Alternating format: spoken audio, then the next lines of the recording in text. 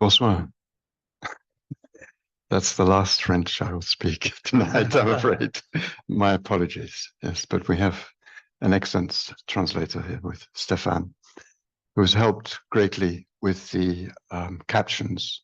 So the captions on the slides will be in French. So those of you who don't follow English so well, hopefully that will be helpful. So Charles vous souhaite le bonsoir et dit que bonsoir est le seul mot qu'il dira en français, qu'après ce sera à mon tour de traduire. Et donc il m'a proposé de l'aider un petit peu à traduire tous les slides en français. Donc Google Translate a fait une partie et puis on a revu ça ensemble et donc vous aurez la chance d'avoir les slides en français. Merci Charles. Okay, we're going to complain to Google. They did quite well, I think. They did quite well. Yes, it's very surprising. But I'm not sponsored by Google. We don't need to translate that necessarily. Okay. Good evening. It's a great pleasure to be here. I think the last time I was here was probably the 1970s. So it goes back quite a long way. But I do remember it, and it's great to be back. And for those of you on Zoom, greetings, the traditional silent Zoom greeting. And yeah, we'll get on with the story. Now, I've written a book on Karma Pakshi's life and some of his writings. Half the book is on his life and half is extracts of his writings. They will have it in the shop eventually. They don't at the moment. And I'd like tonight to introduce you to his life as much as I know about it. And then tomorrow morning, we will do, if you wish, if people wish, we can do meditations that have been instructions by Karma Pakshi. Donc, Charles est venu ici, mais il y a déjà assez longtemps, dans les années 70. Bon, on ne l'a pas formellement introduit, mais Charles donc, a fait deux longues retraites à Samye Dzong, donc le centre auquel nous sommes rattachés ici. Et donc, il a ensuite étudié le tibétain classique, le tibétain des textes à un très haut niveau. Et il a pendant de nombreuses années donc travaillé sur la vie de Karma Pakshi. Il a publié ici un livre dont la moitié en fait concerne la vie de Karma Pakshi et l'autre moitié donc concerne une traduction d'écrits qui ont été retrouvés de Karma Pakshi. Et donc c'est ça qu'il va nous présenter aujourd'hui. Malheureusement, le livre n'est pas encore disponible à la boutique, mais il devrait l'être sous peu. Et alors, donc, le thème principal de la conférence sera la vie de Karma Pakshi, mais demain matin, si vous le souhaitez, Charles va également introduire des méditations qui ont été proposées par Karma Pakshi et que lui-même va nous transmettre demain matin.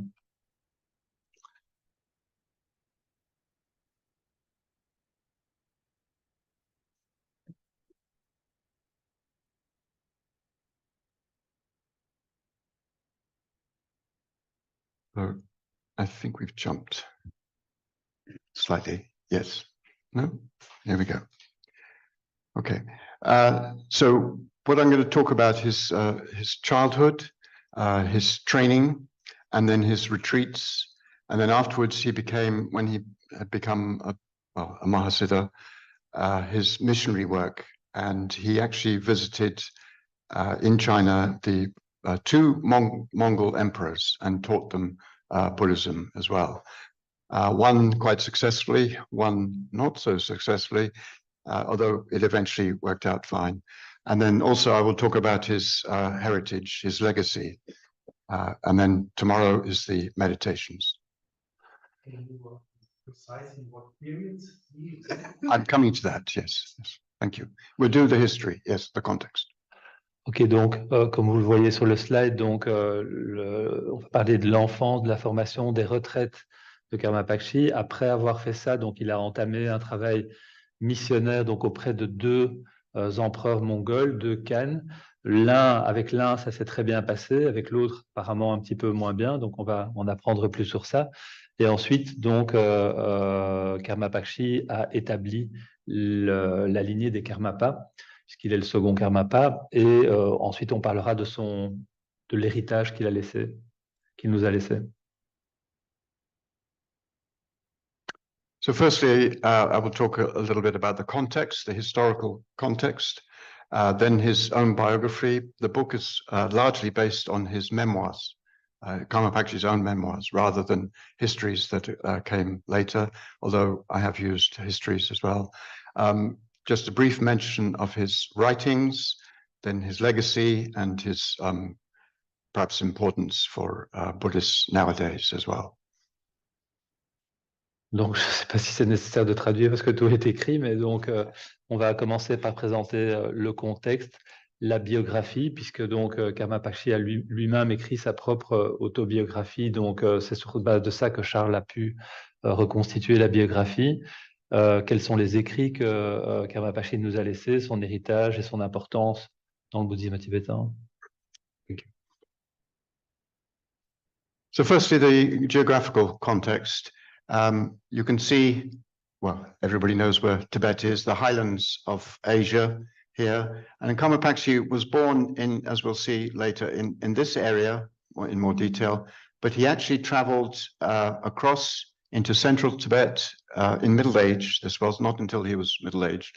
And then he went into China, in this area anyway, and then up to Mongolia, and across to a place called Almalik, and then down across the Silk Route and back, and then over to here to Xanadu, here, or Shangdu, which was Kublai Khan's main city at the time. Beijing had not been properly established yet, not by Kublai Khan yet.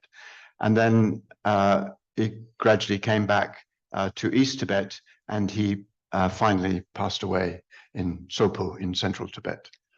Ok, donc Karma Pakshi donc est né, je suppose que la zone en blanc de White Zone is Tibet, I guess. Yes, De the high zone. donc la zone en blanc, c'est le Tibet qui est donc, la zone la plus élevée géographiquement en altitude. Donc Karma Pakshi est né, comme on l'a vu, à l'est du Tibet. Il est ensuite allé vers le centre du Tibet. Il est ensuite remonté vers le nord-est, parti vers le nord-ouest. Puis il est allé rejoindre la cour de Kublai Khan, comme on l'a vu, qui est pas loin de Pékin, à Xanadu, donc sur la tout à fait est, la partie verte foncée, là, tout à fait sur la droite qu'on a vue à la fin. Et à la fin de sa vie, Karma Pakshi est revenu donc dans l'est du Tibet et puis au Tibet central. Donc voilà, c'est un petit peu le parcours qu'il a fait. So this gives some of the main places. Well, this gives Derge. He was born near Derge. Lhasa, Tsopo is near Lhasa. And then when he goes up to this area, the northeast of Tibet or west of China, and then up to Karakoram, the capital of the Mongolian Empire, and then across to Almalik, down to Kucha, where he had a very important dream there, and then down along the Silk Road, and then right across, not entirely of his own will, to Xanadu, and eventually Beijing, and then back into Tibet.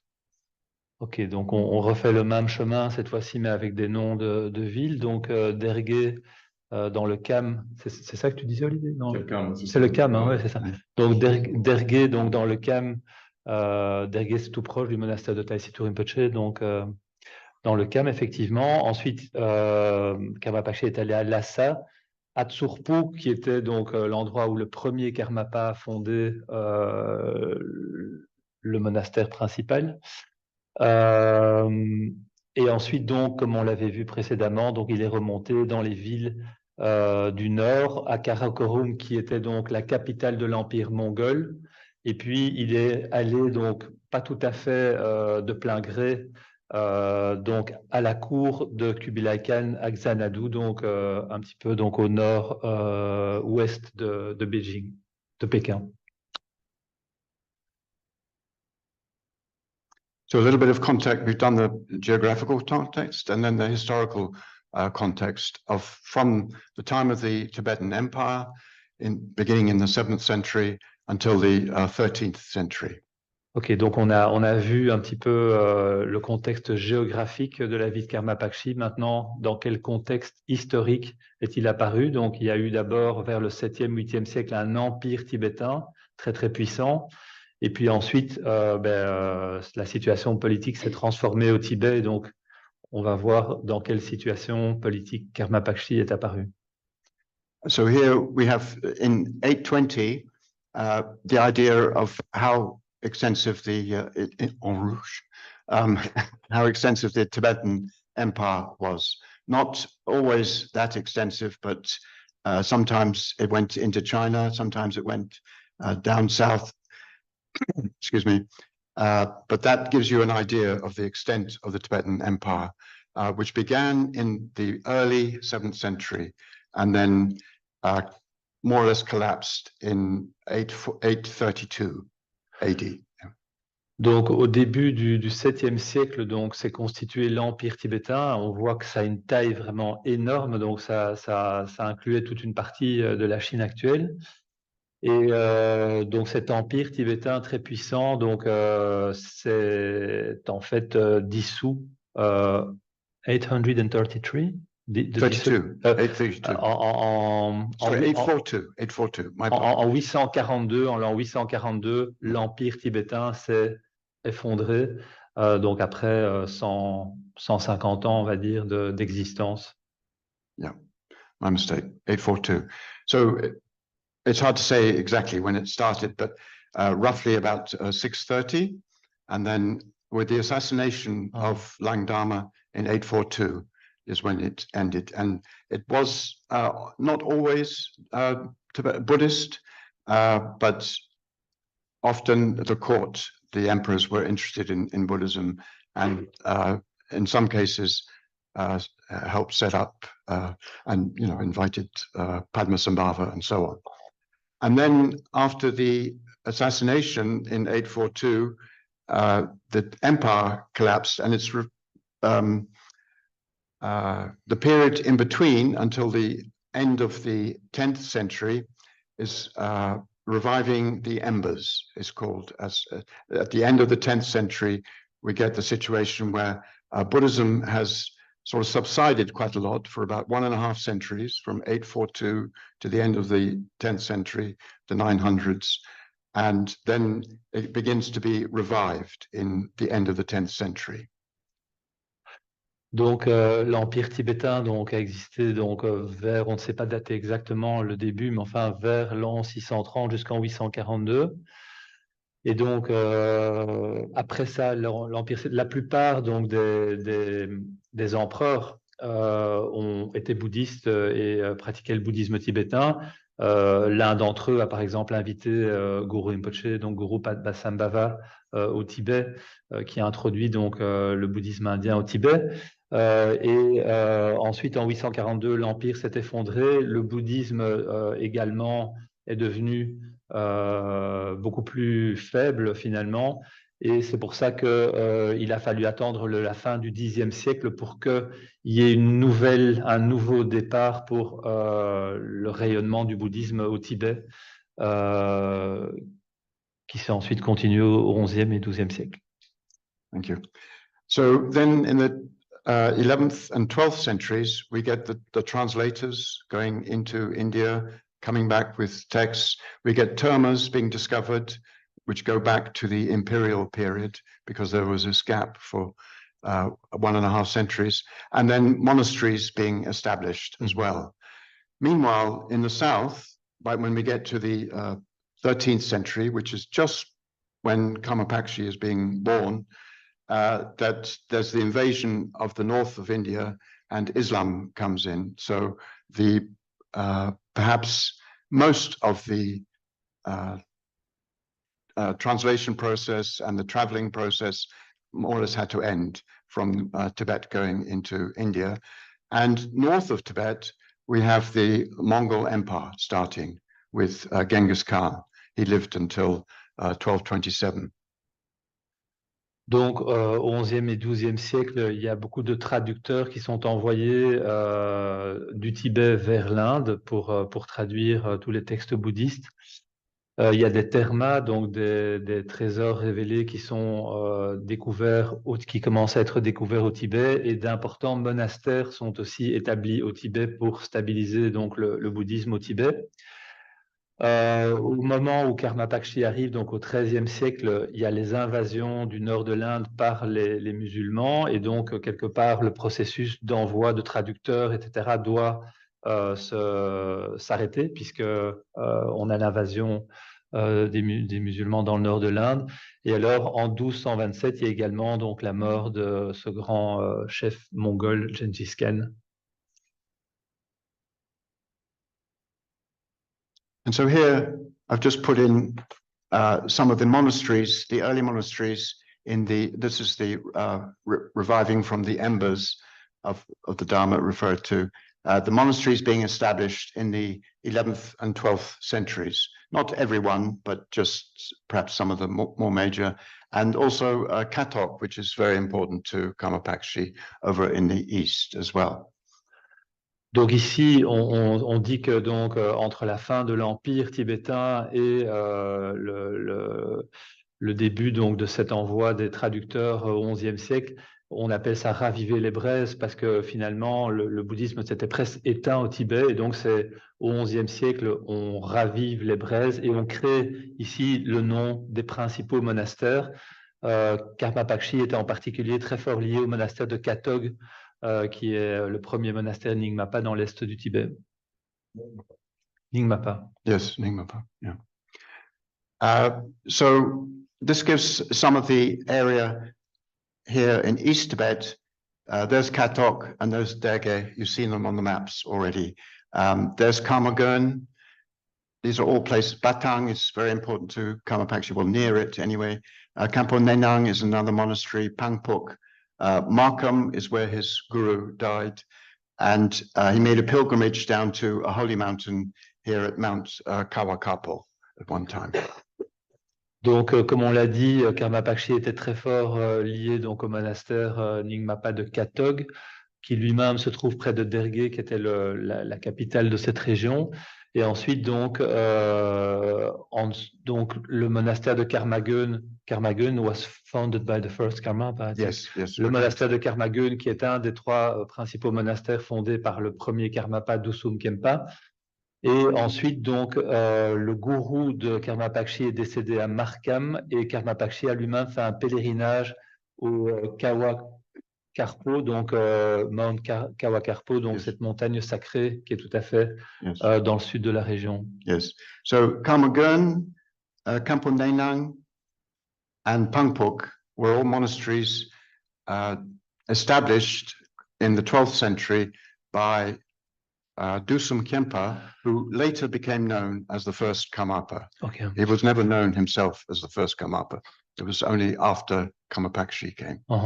Donc ces trois monastères, celui tout à fait au nord-ouest, Karmagun, et puis ceux en bas à droite, Kampo Nenang et Pangpuk, étaient des monastères fondés par celui qu'on a après nommé à titre posthume comme étant le premier Karmapa, donc Dusum Khenpa. Il n'était apparemment pas le Karmapa de son vivant, mais il a été reconnu comme Karmapa à titre posthume.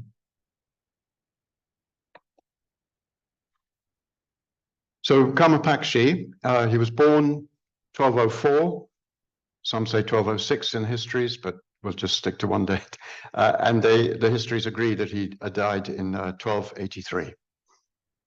Donc, le Karma Pakshi a vécu entre 1204 et 1283. Les historiens sont d'accord sur le fait qu'il est décédé en 1283. This is a location of near where he was born, and which is near Derge, just slightly northwest of Derge, on the river, the Yangtze River, right at the very well, not near the beginning of the Yangtze River, but in the upper reaches of the Yangtze River. Donc ça, c'est une photo donc de l'endroit où Karma Pakshi est né, donc au nord de Derge, qu'on a vu précédemment sur la carte, au départ de la rivière Yangtze.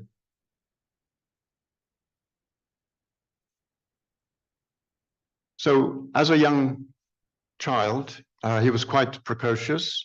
Apparently he could read without being taught by the age of 6. And he started, well, you could almost call it work, visiting local houses, reciting the texts. And apparently when he recited text within the household, it was a sort of holy sacred activity to bless the household. He would understand the Dharma as well at this young age. And this went on until he was about 11. Donc, Karma Pakshi a été à même d'apprendre à lire par lui-même, donc sans recevoir d'enseignement pour parvenir à le faire. Très jeune, il est allé dans des familles, dans des maisons privées pour réciter des prières, et apparemment, ces prières avaient un très fort pouvoir de bénédiction. When he was 11, he decided to continue his studies, or begin studying really, and he left his homeland up here on the river, west of Derge, and he proceeded down to Pomdrak, that's sort of in the area of Chamdo, and there on a hillside he met Pomdrakpa, a fairly well-known Lama of the time. Donc, quand il avait 11 ans, donc Karma Pakshi a décidé de commencer à étudier le Dharma formellement, et il est descendu donc dans la région qui a été montrée, et c'est là qu'il a rencontré son maître Pomdrakpa. And Pomdrakpa invited him to stay with him. They just met on this hillside. And that evening, Pomdrakpa gave an empowerment. And during the empowerment, he had the visions of Dusum Kempa many Dusum Kempas appearing all around this 11-year-old boy. After the ceremony, the Wong, the empowerment, he called him aside and told him that he had a strong connection with Dusum Kempa. Donc, quand ils se sont rencontrés donc, à proximité de cette montagne, Pomdrakpa a donné une initiation, et pendant l'initiation, il a vu de multiples apparitions de Dusum Kempa, donc le premier Karmapa. Ces apparitions étaient autour de Karma Pakshi, et donc il a ensuite convoqué, demandé à parler à Karma Pakshi, et lui a dit qu'il avait vraisemblablement un lien très très important avec Dusum Kempa. And so he decided, rather than continue, he was traveling to continue his studies in central Tibet, he decided to stay with Pomdrakpa. Pomdrakpa invited him to stay and become his student. And he stayed, and Pomdrakpa proceeded to teach him. But firstly, just Pomdrakpa's teacher was Drogon Retchen.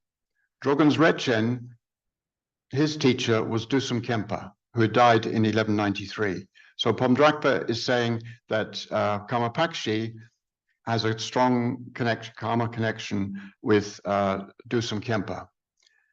And so it's almost as though, Dusum Kempa is the guru grandfather of Pomdrakpa, so to speak, and then Karma Pakshi, it's the guru grandfather, great-grandfather in a way. Donc finalement, il y a donc on a dit qu'à l'âge de 11 ans, Karma Pakshi a rencontré Pomdrakpa. Pomdrakpa, quel est son lien avec le premier Karmapa Dusum Kempa? Pomdrakpa était un étudiant de Drogon Retchen, qui lui-même était un étudiant de Dusum Kempa. Donc il y a en fait entre Karma Pakshi et Dusum Kempa un rapport de donc arrière-grand-père, alors que donc Pomdrakpa, donc son grand-père, c'est Dusum Kempa, et pour Karma Pakshi, arrière-grand-père. Merci.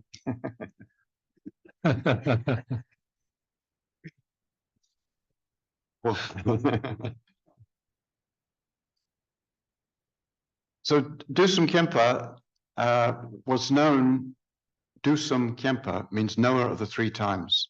So he had knowledge of his past lives, present lives, perhaps as other emanations in the present life, and also in the future lives as well. That's where his name comes from. And you can see here there is a volume, a recently published volume, translations of his life. Donc, Dusum Khyempa, donc le premier Karmapa, que veut dire son nom. Donc, Dusum, c'est three times, les trois temps. Khyempa, knower, donc celui qui connaît les trois temps, donc le passé, le présent et le futur. Il portait ce nom parce que il était à même de se souvenir de ses vies antérieures et il était à même également de pouvoir pressentir quelles seraient ses vies futures.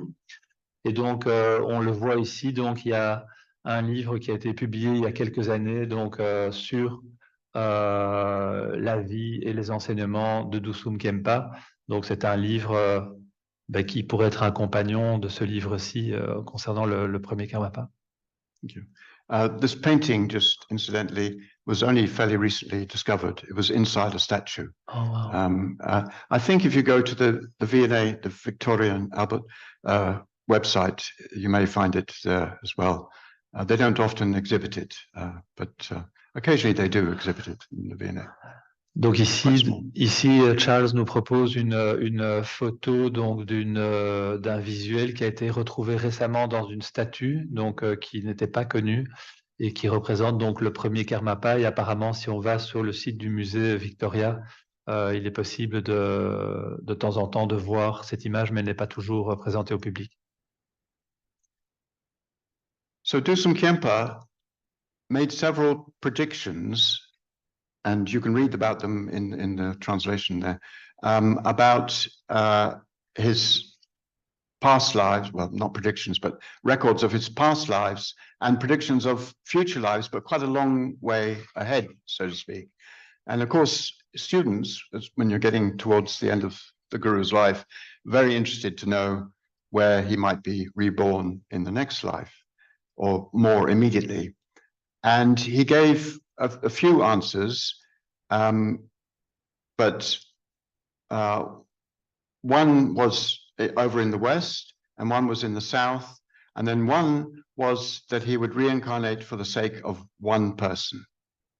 But we'll come to that later. That's a bit of a strange, for a bodhisattva, a strange idea.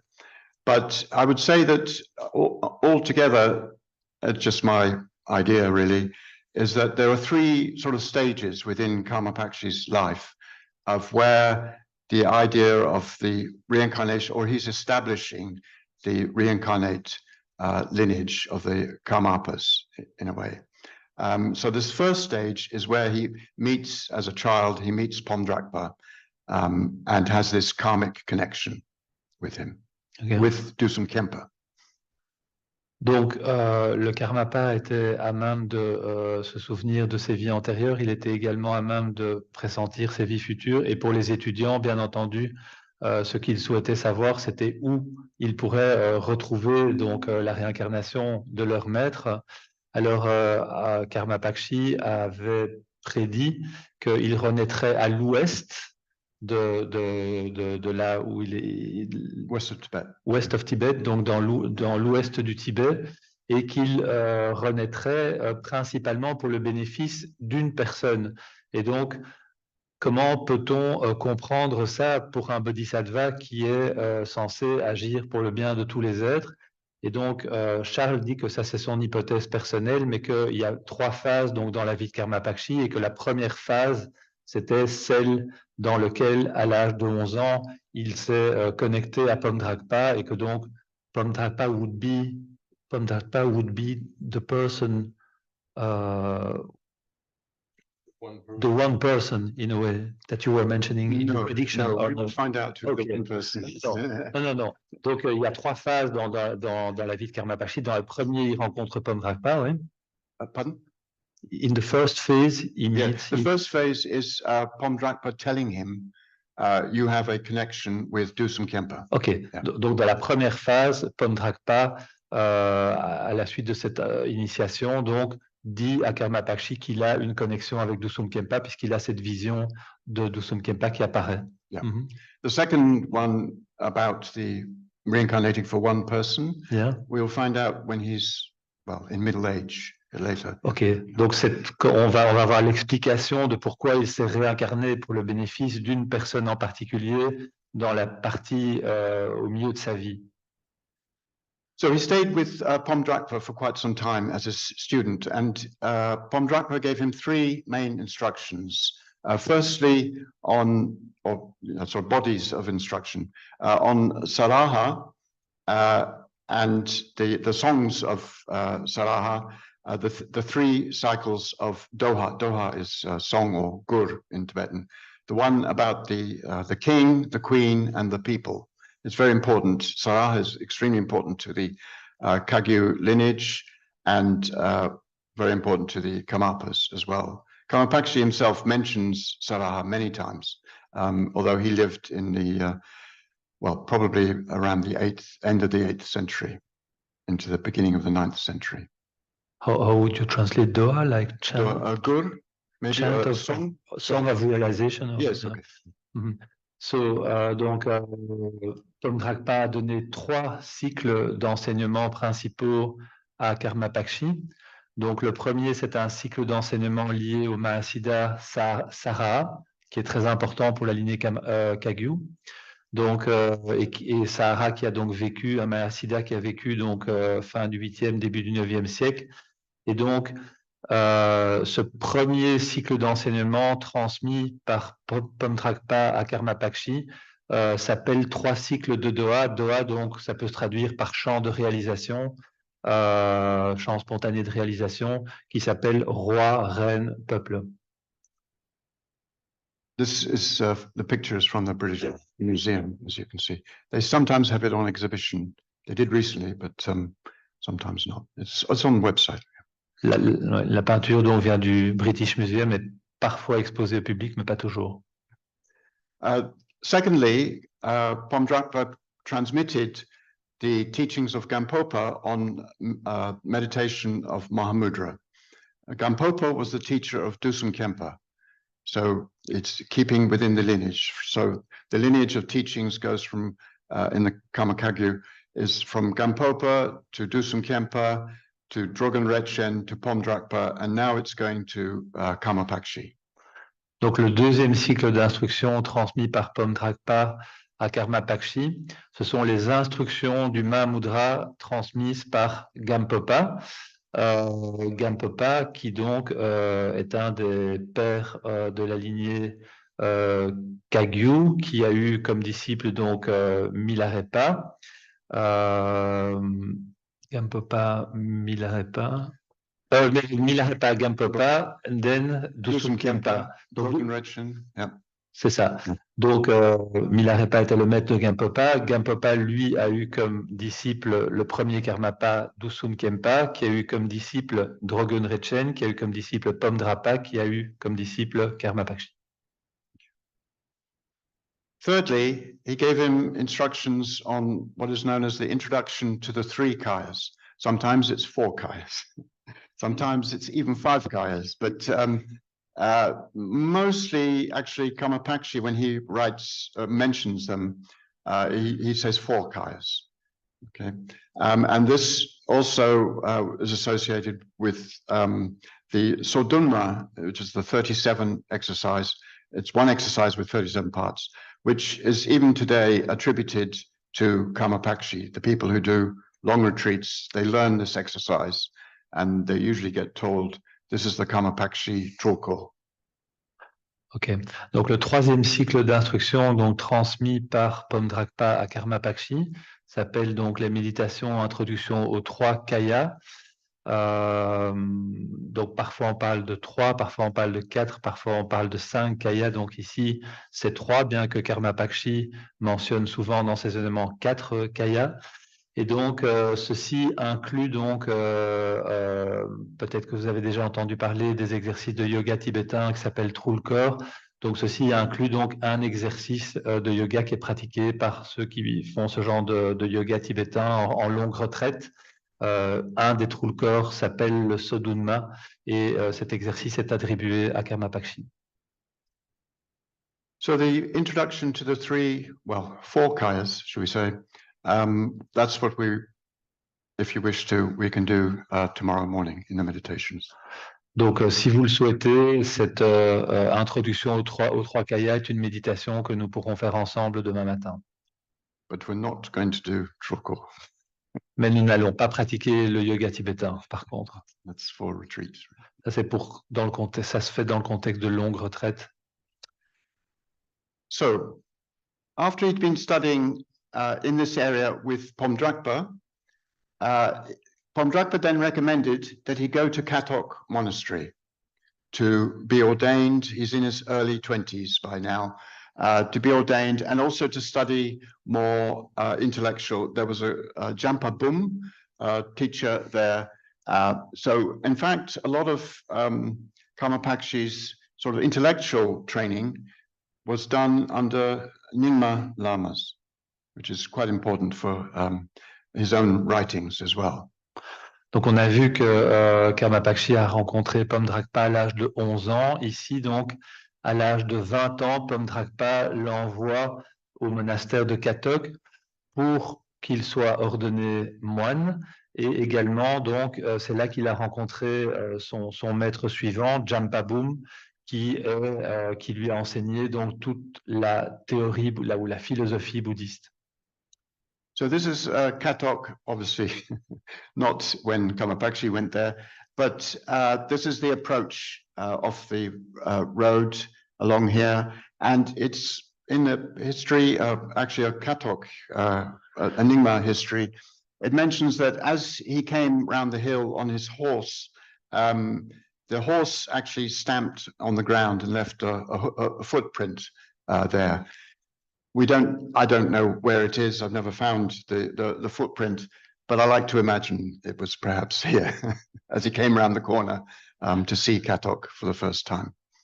Donc, ceci est évidemment une photo contemporaine du monastère de Katok. Donc, j'ai oublié de dire que donc Pomdrakpa a envoyé Karma Pakshi dans le monastère de Katok, qui est un monastère donc Nyingmapa. Et donc l'histoire dit que quand Karma Pakshi est arrivé avec son cheval et qu'il est arrivé sur ce chemin qu'on voit ici à droite en vue du monastère de Katok, son cheval a laissé une empreinte de ses pieds dans le roc. Donc Charles dit qu'il n'a pas lui-même pu identifier l'endroit exact, mais qu'il aime à penser que quelque part là, il y a cette empreinte. In the same history, it also mentions that at one point, Karma Pakshi flew across the valley and imprinted his body and made a body print, not full, but perhaps just, well, it doesn't say exactly how much, but in a rock on the opposite side of the valley. But again, I haven't found this, unfortunately. Ok, une seconde histoire donc dit que Karma Pakshi aurait en fait volé donc au travers de la vallée, aurait traversé la vallée en volant et aurait imprimé son corps. On ne sait pas exactement quelle partie du corps ni quelle taille a cette empreinte, mais aurait imprimé son corps dans un roc de l'autre côté de la vallée. À nouveau, Charles n'a pas pu identifier l'endroit, mais c'est une histoire qui est connue concernant Karma Pakshi. And Karma Pakshi is quite well known for saying in his writings, this is in his memoirs, that the Dzogchen and Mahamudra have different names, but in essence, they are the same. And this quotation, or this idea perhaps, got taken up by Karma Chagmi in the 17th century, and then later again in the Rinne movement of the 19th century. So, and then you have in the 20th century, Chogyam Trungpa says that he thinks that, well, he quotes Karma Chagmi as saying that, and you can find the Karma Chagmi quote, that Karma Pakshi was very much, well, Trungpa says that very much responsible for, well, beginning, shall we say, of the idea of the Rinne movement.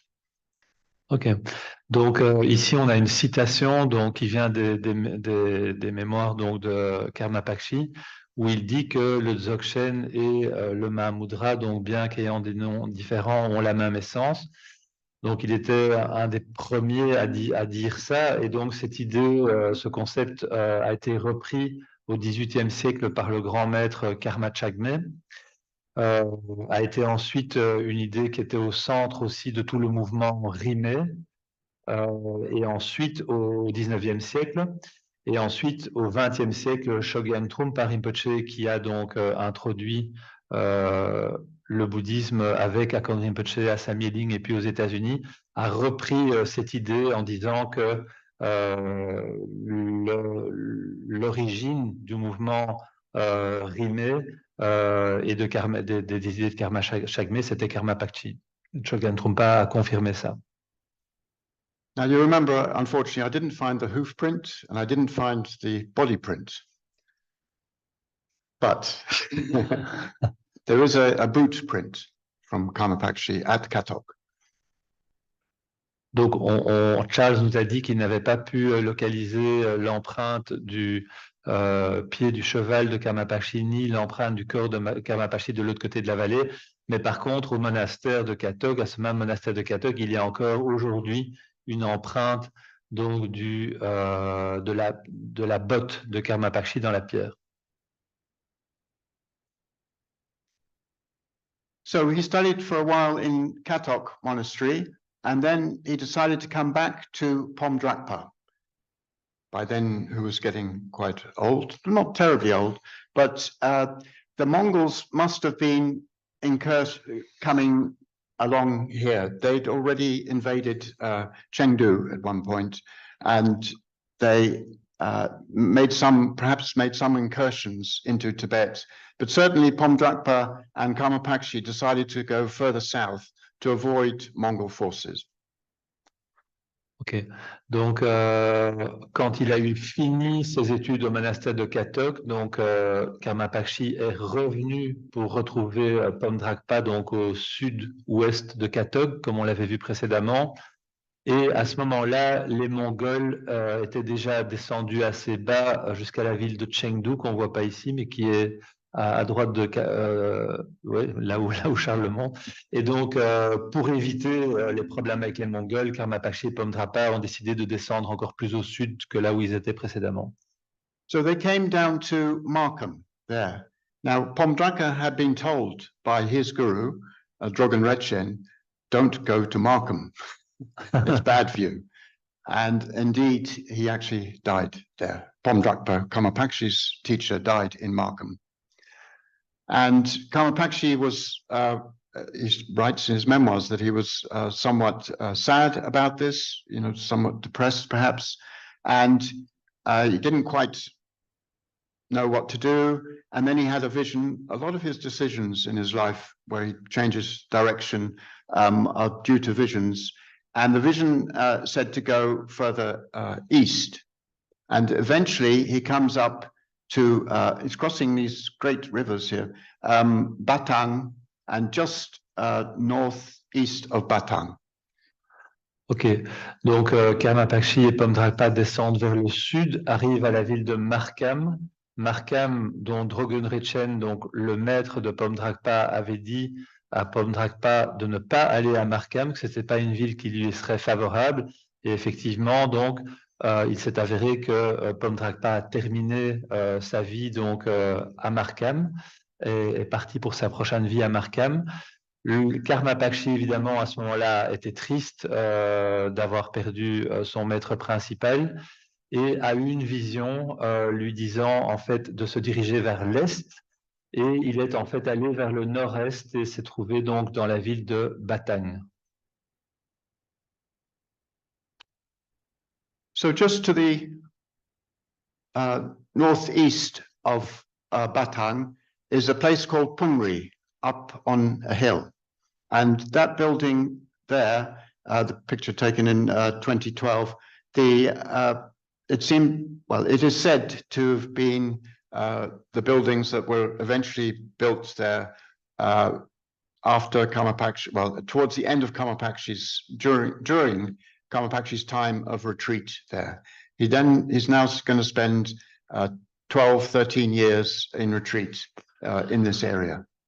Donc au nord-est de Batang, donc il y a un endroit qui s'appelle Pungri et les ruines qu'on voit là donc seraient l'endroit où Karma Pakshi a fait une retraite entre 12 et 13 ans de retraite, donc juste après que son maître soit parti pour sa prochaine vie. So here you can see Pungri from the road. You can see sort of where it is there in relation to Batang along this road and then up above. And that's the buildings from a different angle as well. Ok, donc sur la première carte en haut à gauche, on voit où est Batang et où est Pungri. Ensuite, donc on a un autre angle de vision sur les ruines de l'ermitage de Karma Pakshi. So he spent a lot of initially on his own, and then eventually he gathered something like 500 people came to meditate with him. He gained quite a reputation. Donc au départ, Karma Pakshi a médité à Pungri tout seul et petit à petit, il y a jusque 500 pratiquants qui se sont joints à lui pour pratiquer ensemble. And at one time, while he was in retreat at Pungri, he had a vision it was a dream vision of Dakinis came to him and said, will you sing the Mani mantra to us? And he did in the dream. And they said, no, that's not the way to sing it. And they then, so he said, it's quite some dream. How should I sing it? And they told him this tune. And it actually became quite well known. We have a record from the 16th century saying that the Karmapakshi tune for the Mani mantras was sung in communities quite widely amongst the Kagyu, perhaps. But it then seems to have not exactly disappeared, but it's not quite so well known. But I found a Lama Nola in the 21st century, and he was a good chanter of Palpung Monastery, and he said he knew the song, so I recorded it and then had it transcribed, and after Stephane, we will play it. Donc, quand il était en retraite donc, dans son ermitage de Pungri, Karma Pakshi a eu un rêve dans lequel des dakinis sont apparus et les dakinis lui ont demandé donc de chanter le mantra Om Mani Padme Hum. Il l'a chanté et les dakinis lui ont dit mais non, c'est pas du tout comme ça qu'il faut chanter. Donc lui ont appris une certaine mélodie bien précise. Cette mélodie donc aurait été pratiquée jusqu'au XVIe siècle et là on a des traces qui le prouvent.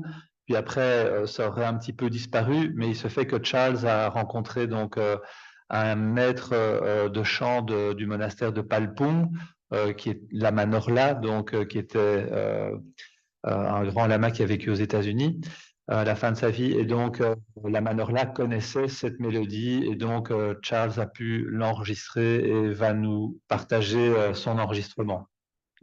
So I can't claim that it's actually the real thing, but we have some kind of tradition has come to us.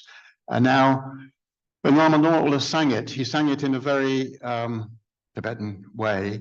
And I thought maybe for our ears, if we have an instrumental version played by a European musician, maybe we can just see the tune in a sort of cleaner or clearer way for our ears anyway. So that's what I'll do. Donc la Manorla a chanté cette mélodie donc avec d'une manière donc comme les Tibétains chantent ce genre de mélodie. Mais ici, Charles a pensé que ça pourrait être bien d'avoir un enregistrement basé sur un hautbois, donc alto de la Renaissance, pour avoir simplement la mélodie elle-même et pouvoir l'entendre. Now, technologically, I don't think this is going to work.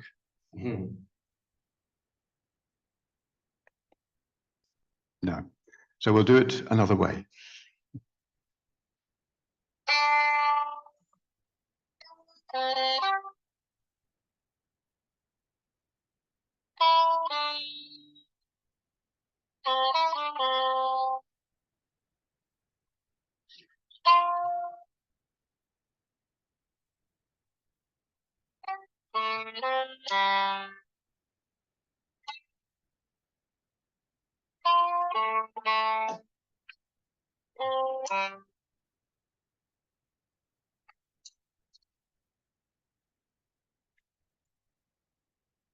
Anybody is very welcome to. I'm going to give the original Tibetan recording to Shempen, and you can also. I think this is on the internet already. It's a slightly obscure place, but you're very welcome to develop. If any of you are singers, musicians, composers, please do use it. Okay, that's rather it was used because Karma Pakshi said that it was very useful. Brought great blessing, and he actually taught. I'm not saying he taught them how to sing it, but he did present it to both Kublai Khan and to Monga Khan as well. Donc, Karma Pakshi a encouragé aussi bien Kublai Khan que Monga Khan d'utiliser cette mélodie. Donc, Charles va donner l'enregistrement original de la Manorla à Shempen. Donc, vous êtes et apparemment cet enregistrement est aussi disponible sur Internet, bien que le site soit pas vraiment difficile à trouver. Mais donc, vous êtes les très bienvenus. Et Karma Pakshi a dit qu'il y avait beaucoup de bénédictions, beaucoup de choses positives qui surviendraient si les personnes utilisent cette mélodie. Charles vous encourage à le faire. Encore.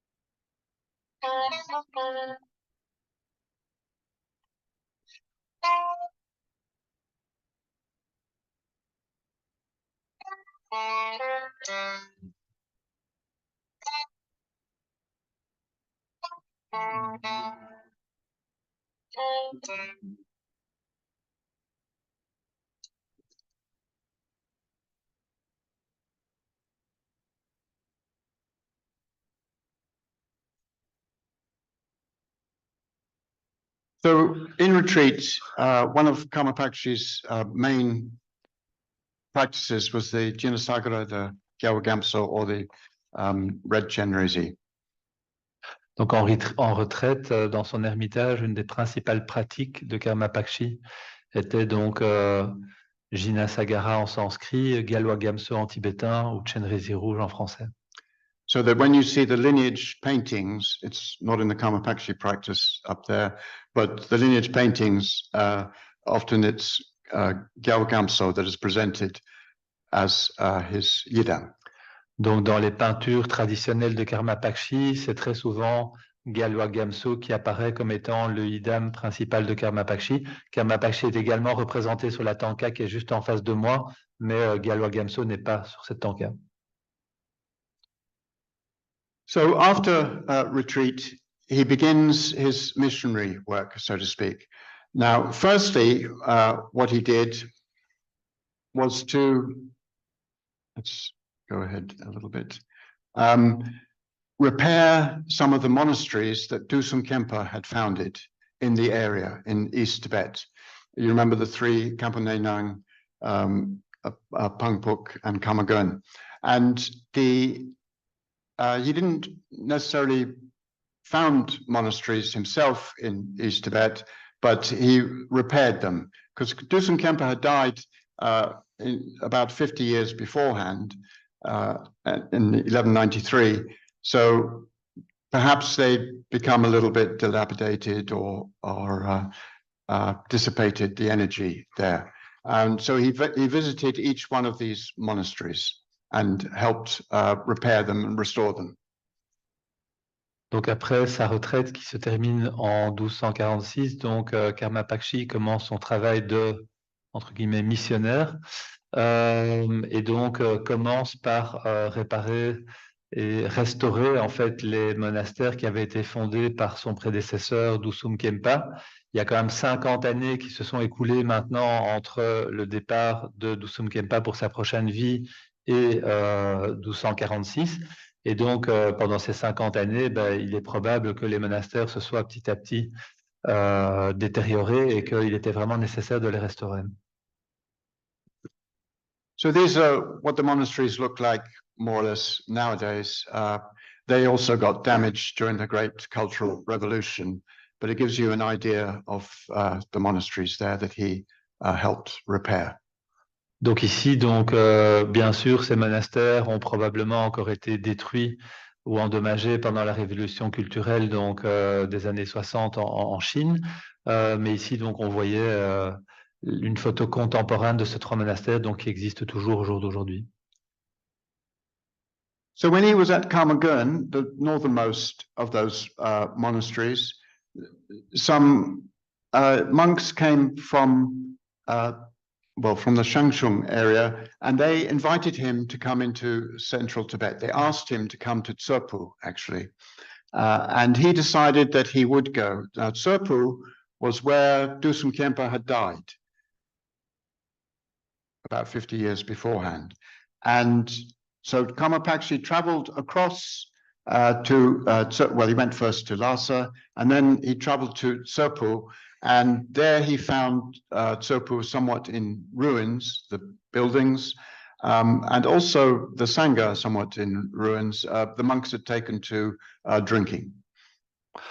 Donc, après avoir restauré ces 3 monastères dans l'est du Tibet, des émissaires du royaume de Shangshung, qui se trouve à l'ouest du Tibet, invitent Karma Pakshi à aller à Tsurpu, qui était aussi un siège de son prédécesseur Dusum Khyentse.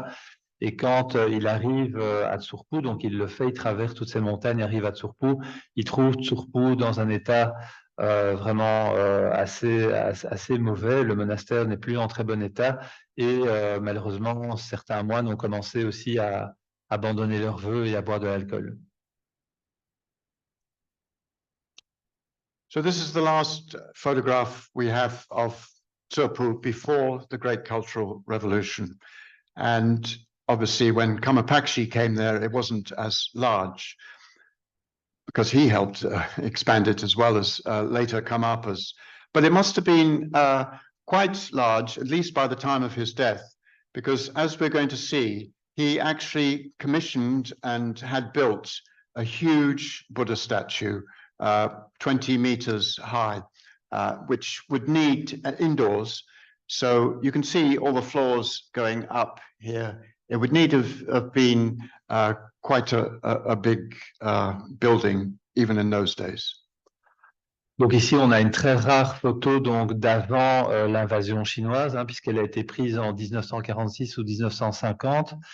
Et ce n'est peut-être pas exactement Tsurpu tel que Karma Pakshi l'a construit, mais enfin, c'est la plus proche photo qu'on puisse trouver, qui existe. Et Karma Pakshi est connu pour avoir construit une statue du Bouddha Sakyamuni d'à peu près 20 mètres de haut.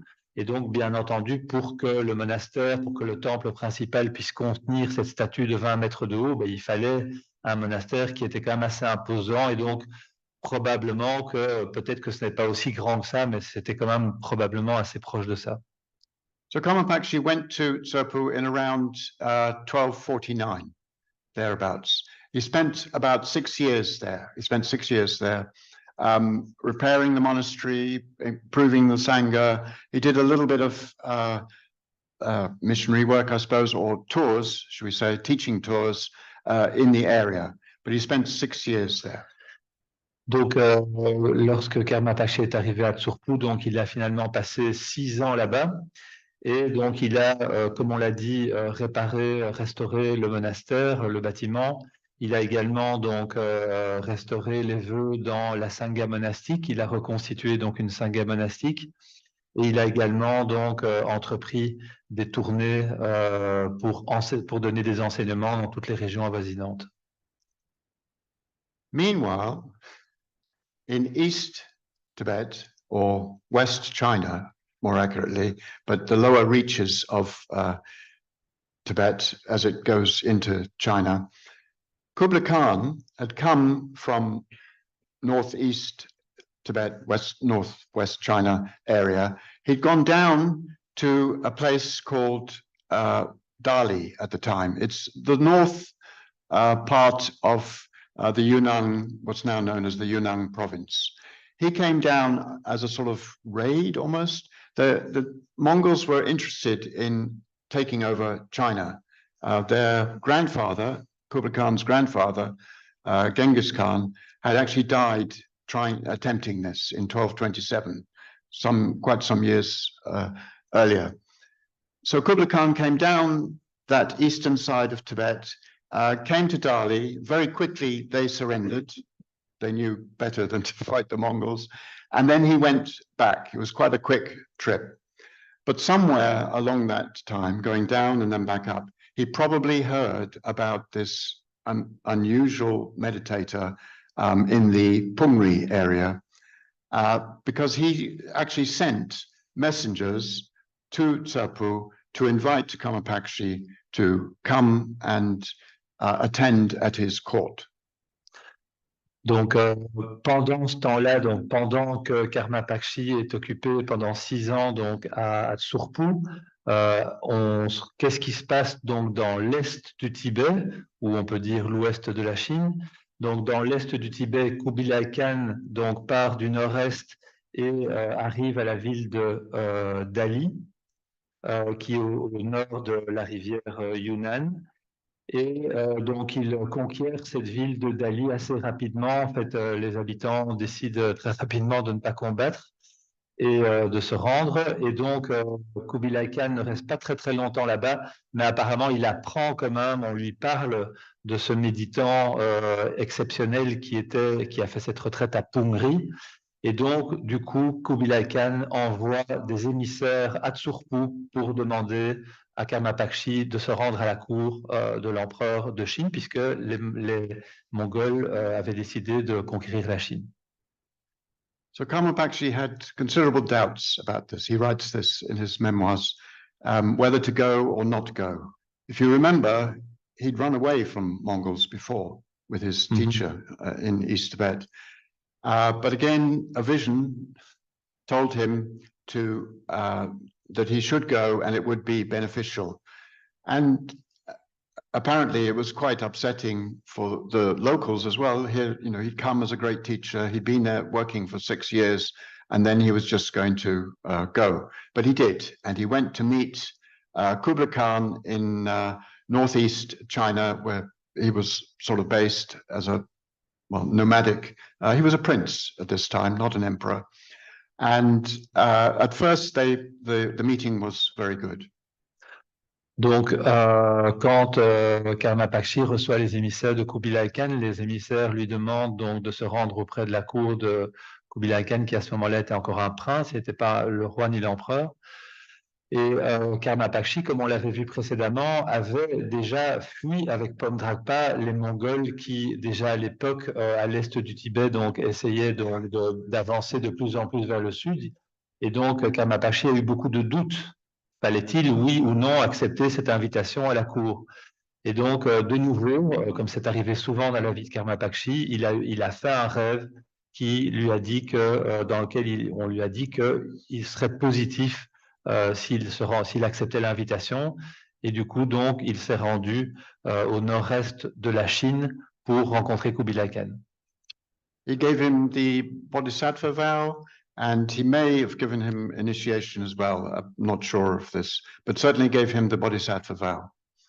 Donc cette rencontre s'est bien passée et donc peut-être Karmapakshi a-t-il également donné des initiations à Kublai Khan, mais ce qui est certain, c'est qu'il lui a donné les vœux de Bodhisattva.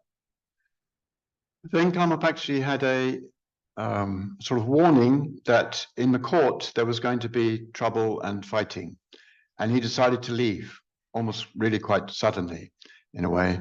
And this rather upset Kublai Khan, as we'll find out later. But Karmapakshi proceeds. He's up in this area of northeast China, and he proceeds a little way away from Kublai Khan, and he continues preaching, building, repairing stupas, repairing monasteries.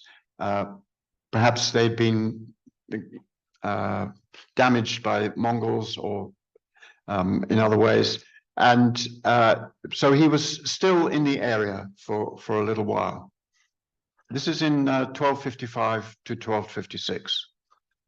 Donc, en 1255-1256, Karma Pakshi commence à avoir des visions qui lui indiquent qu'il va y avoir des sérieuses disputes entre les Khans, entre ces princes mongols, et décide de partir, de quitter la cour.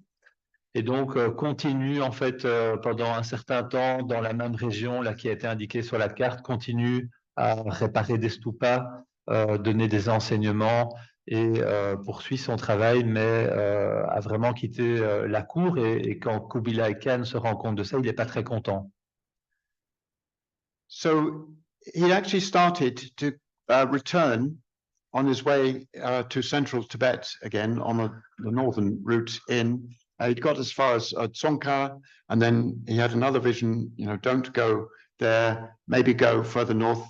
And then from Karakoram, messengers arrived from Monge Khan, who was actually the emperor of all the Khans at that time, inviting Karma Pakshi. And Monge Khan was emperor from Korea way over to Poland and Hungary, and perhaps even Vienna, not quite sure quite how far they got. But so it was a huge empire. And he invited Karma Pakshi to go to Karakoram, where he was largely based. And this time, Karma Pakshi, well, he doesn't say he had any doubts. He just decided to go across the Gobi Desert.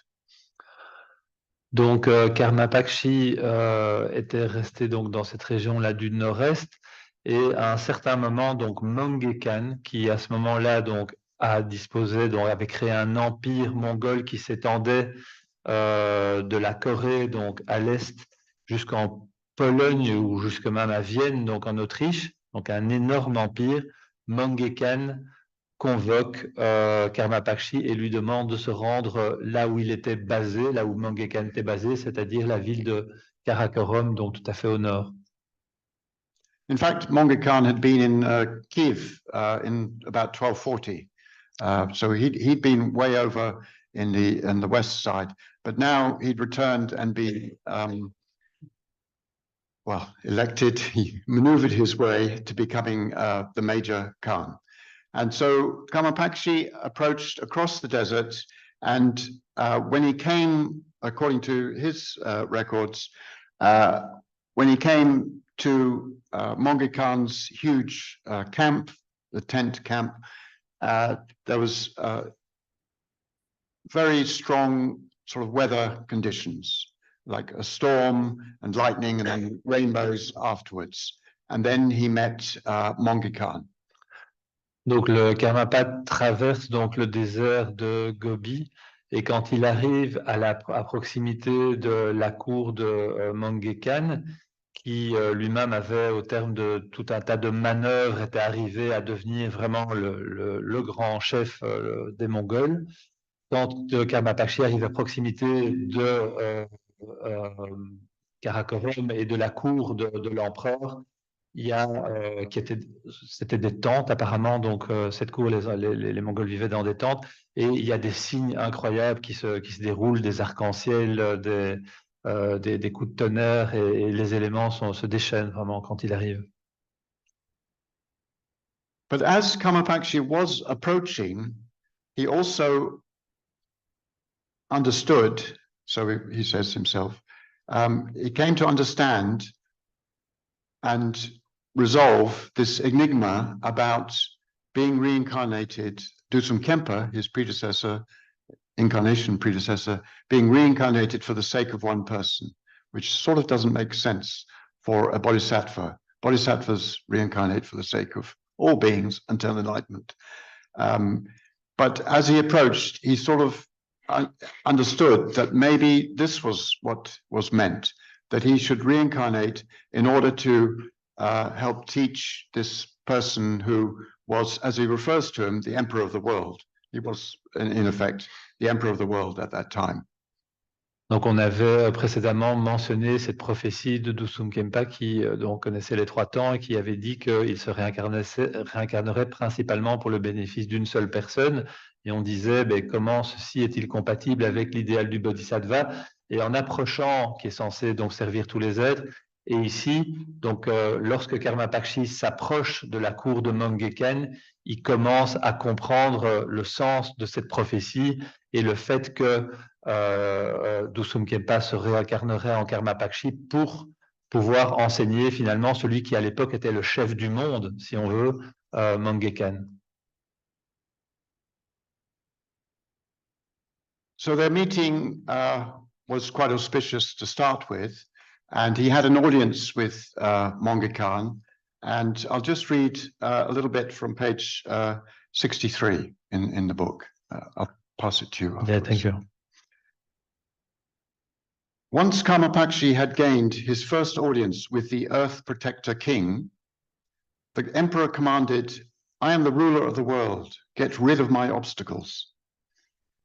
Karmapakshi replied, "Tonight I will think about it a little bit." A somewhat brave reply to make in front of a warrior emperor. In the morning of the next day, Karmapakshi again had access to the Emperor Monge and gave his recommendations as recounted in verse. "Indeed, in this imperfect world, never will there be a king like you. Whatever any astrologers have said, I myself, Karmapakshi, seek to counteract your obstacles. Benefit the Buddha's teaching and all beings, distribute food and wealth throughout the kingdom, repair the residences of the lamas, and make sky offerings with no sense of loss. Again and again, I ask you to set free the criminals kept in the prisons." So Karmapakshi is asking in return for him giving spiritual help that Monge Khan do this social programs. And in fact, Monge Khan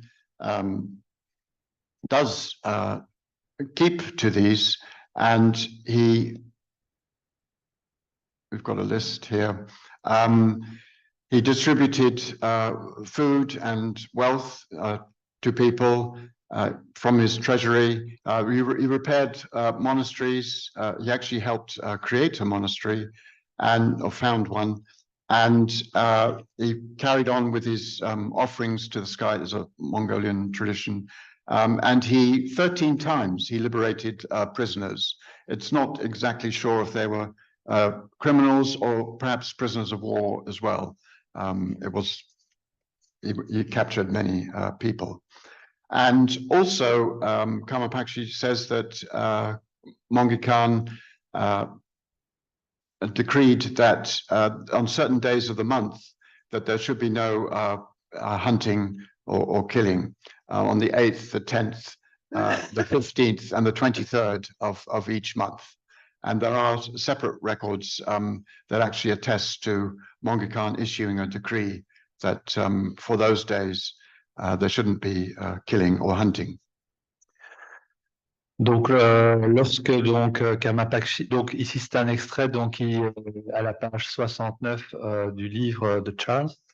Donc, lorsque Karmapakshi donc a reçu sa première audience avec le protecteur de la terre, le roi protecteur de la terre, l'empereur lui a donné l'ordre suivant: je suis le chef du monde, s'il vous plaît, libérez-moi de tous mes obstacles.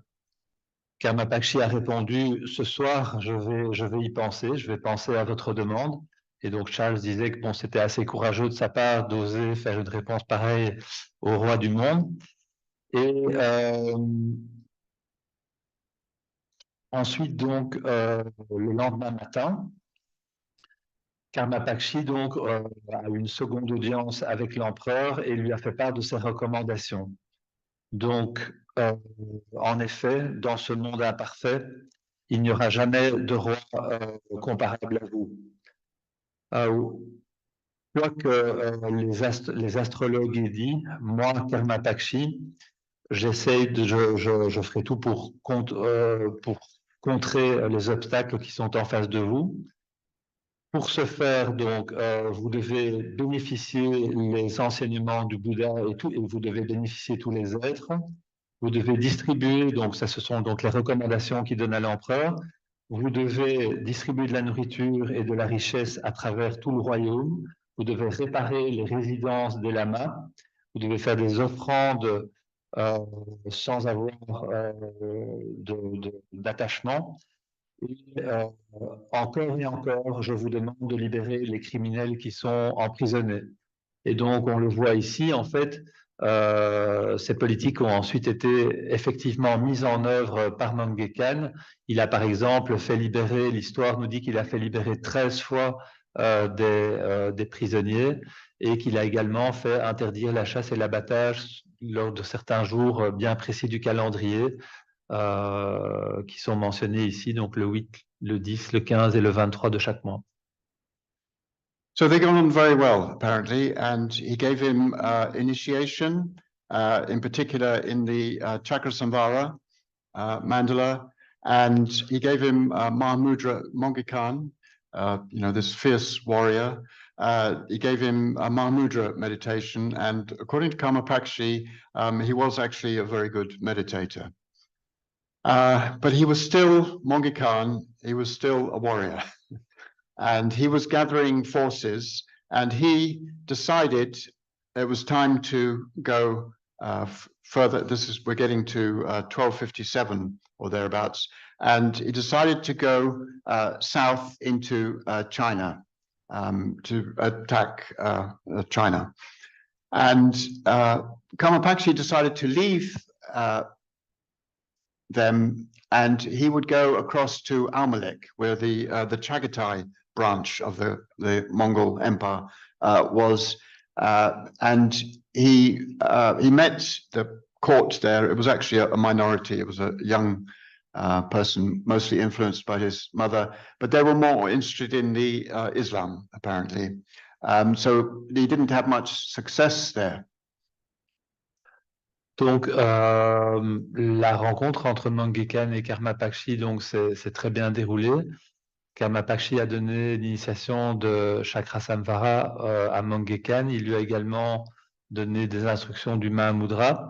Et Karmapakshi aurait dit que Mangue Khan était un très bon pratiquant de la méditation du Mahamudra. Néanmoins, donc, Mangue Khan restait l'empereur, restait un guerrier, et donc voulait poursuivre ses conquêtes.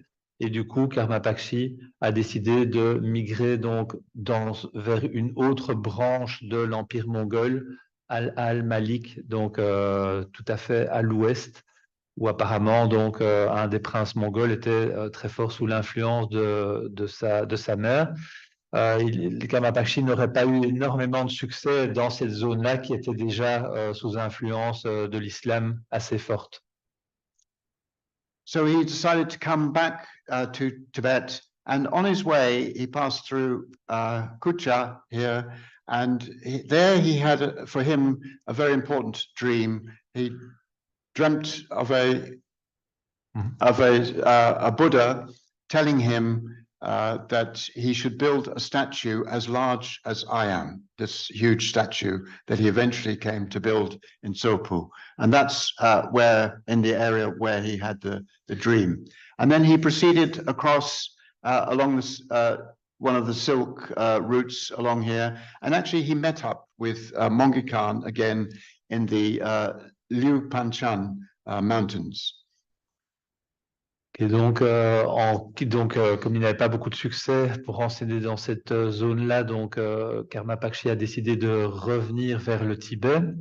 Lorsqu'il est arrivé à la ville qui est mentionnée en dessous d'Al-Malik, donc à Kusha, c'est là que Karmapakshi aurait fait ce rêve,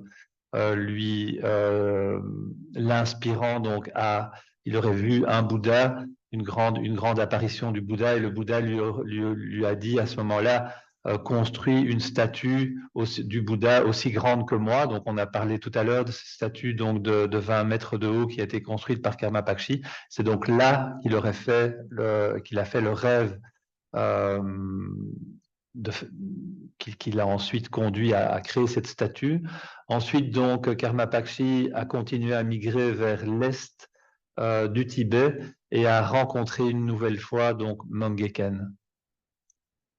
And Karma Pakshi then said to him, you know, I really must go back to central Tibet. He's, you know, quite old by now, and he wants to build this statue as well. And they part amicably. Monge goes further south into China, and he eventually dies in 1259 in central China.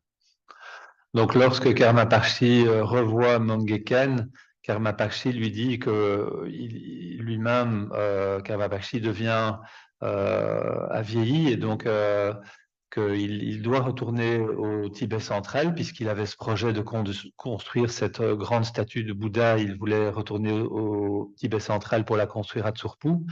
Et donc, Mangekan accepte ça, donc ils se séparent en termes amicaux. Et finalement, Mangekan donc décède en Chine centrale en 1259. Karma Pakshi is still in the area, more or less. He's still doing some work there, helping repair statues and so forth. Because Monge Khan has died, the younger brother of both Kublai Kai and Monge, Arik Burke, declares himself, he's still back in Karakoram, he declares himself the emperor of the Khans. Also, Kublai Khan declares himself as the emperor of the Khans. So there's something of a civil war starts. Now, Karma Pakshi had left Kublai Khan under not such good circumstances. Kublai Khan presumably resented it because he then issued several death warrants on Karma Pakshi because he saw him as being part of the Arik Burke side, because he'd been up in Karakoram, he'd had very good relations, he'd stayed there quite a while. So there were, presumably this was the political judgment. And he attempted to have Karma Pakshi killed a number of times. But he failed, and in fact, eventually the executioner killed himself, presumably out of a sense of failure. And then at that point, Kublai Khan decides, I won't kill him, but I'll just capture him and put him in exile, in sort of internal exile, and send him to a remote place where he can't be any trouble as he continues his civil war with his younger brother, Arik Burke. Donc, Mange Khan est donc décédé. Deux de ses frères, donc Kublai Khan et Arik Burke, prétendent tous les deux au titre de chef des Khans, donc de devenir eux-mêmes empereurs. Comme ils prétendent tous les deux en même temps à cette position, il y a des grandes rivalités entre eux.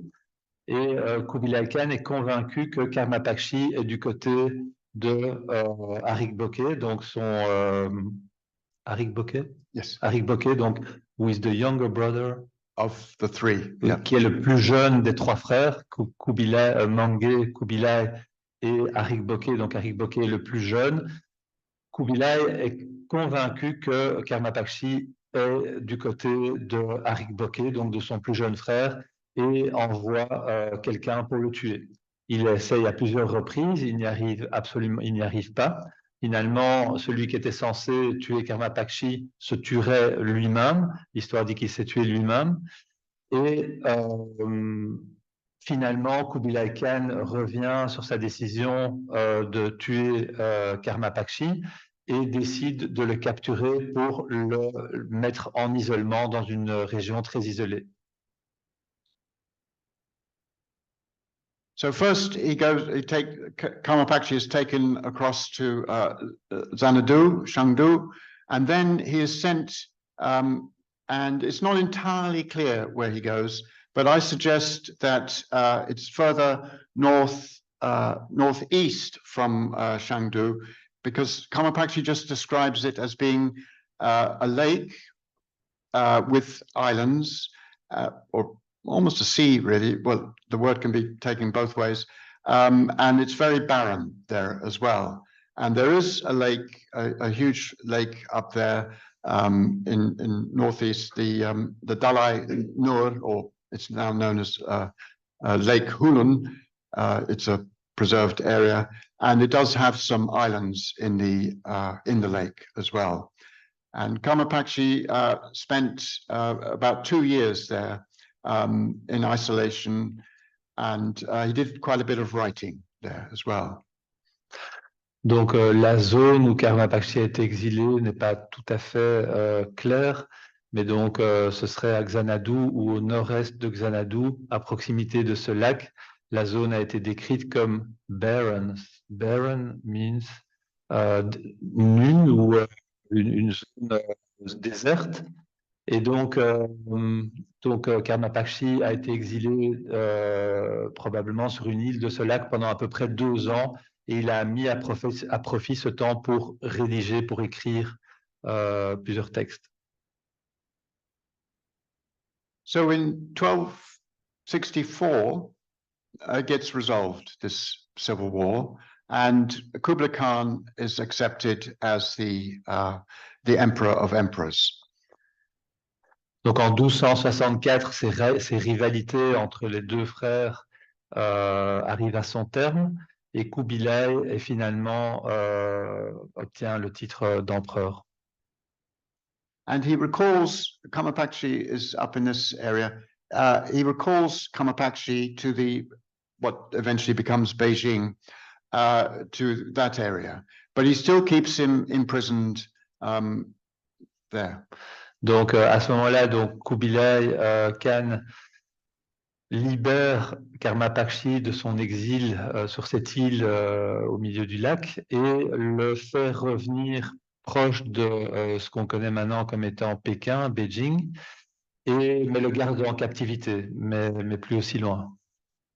Actually, they had 24-hour guards there, but nevertheless, Karma Pakshi managed to escape. Malgré que Karma Pakshi est entouré par des gardes 24 heures sur 24, il parvient quand même à s'échapper.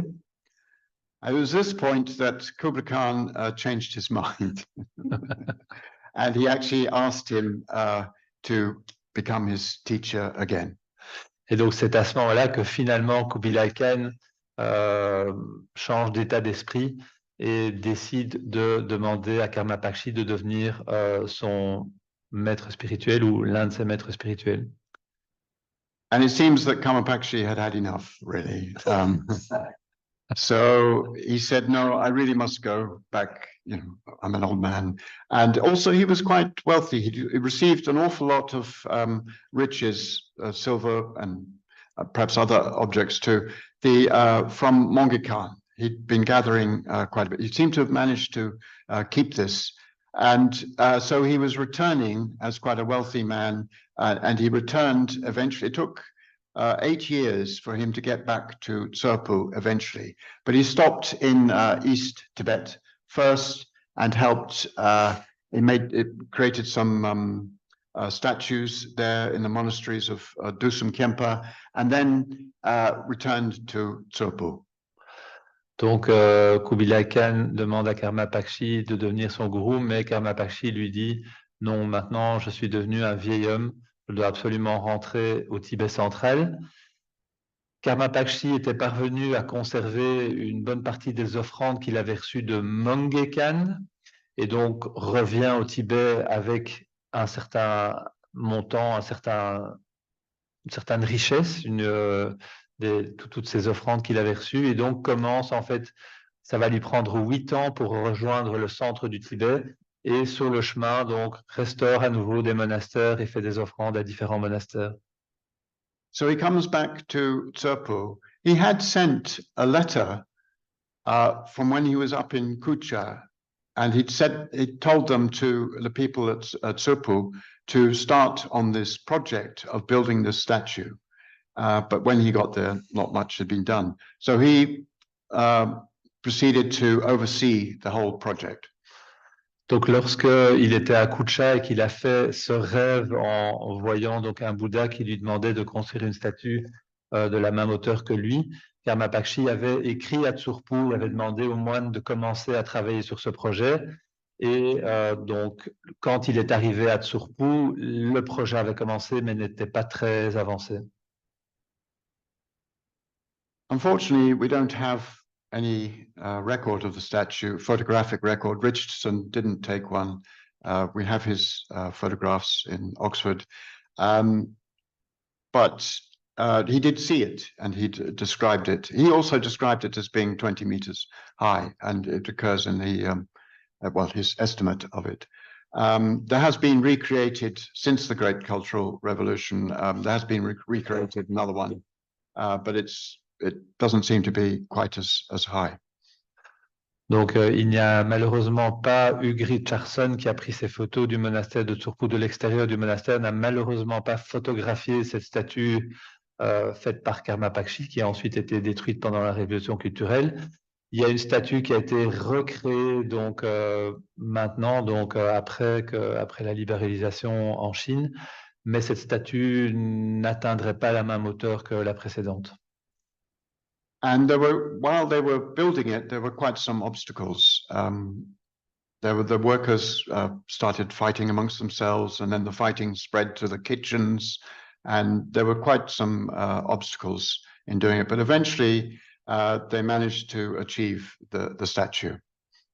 Donc, lorsque cette statue donc a été construite, il y a eu des difficultés dans le monastère, des disputes entre les moines, des disputes avec les personnes qui s'occupaient des cuisines, etc. Mais finalement, la statue a pu être réalisée. And Karma Pakshi thought it was very important that consecration of such objects helps the whole area in Buddhist terms. Donc, Karma Pakshi estimait que ce projet de construire la statue était extrêmement important et qu'il allait vraiment bénéficier à toute la région entourant le monastère. So he's quite old now, and he's beginning to make preparations for his next incarnation. Now, with the statue there, already apparently pilgrims were coming to see it. It became a place to come and visit, as you would also go to Lhasa, of course. And there was a party that came from southern Tibet, and they came to visit the statue. And amongst the party was an itinerant potter and his wife. They would travel around in southern Tibet, making pottery in the various villages. And at one point, they came and paid their respects to the statue. And at one point, this great Mahasiddha called the potter aside and asked him, he said, at some point, I will have need of your dwelling, of your house. And he was really surprised, the potter, this is a great man, and he asks me this. But he goes back to his companions, the fellow pilgrims, and he tells them, the great Lama here, he's asked me if he can borrow my house. And they just thought this was hilarious because he was an itinerant potter. He had no house. So it did seem very strange.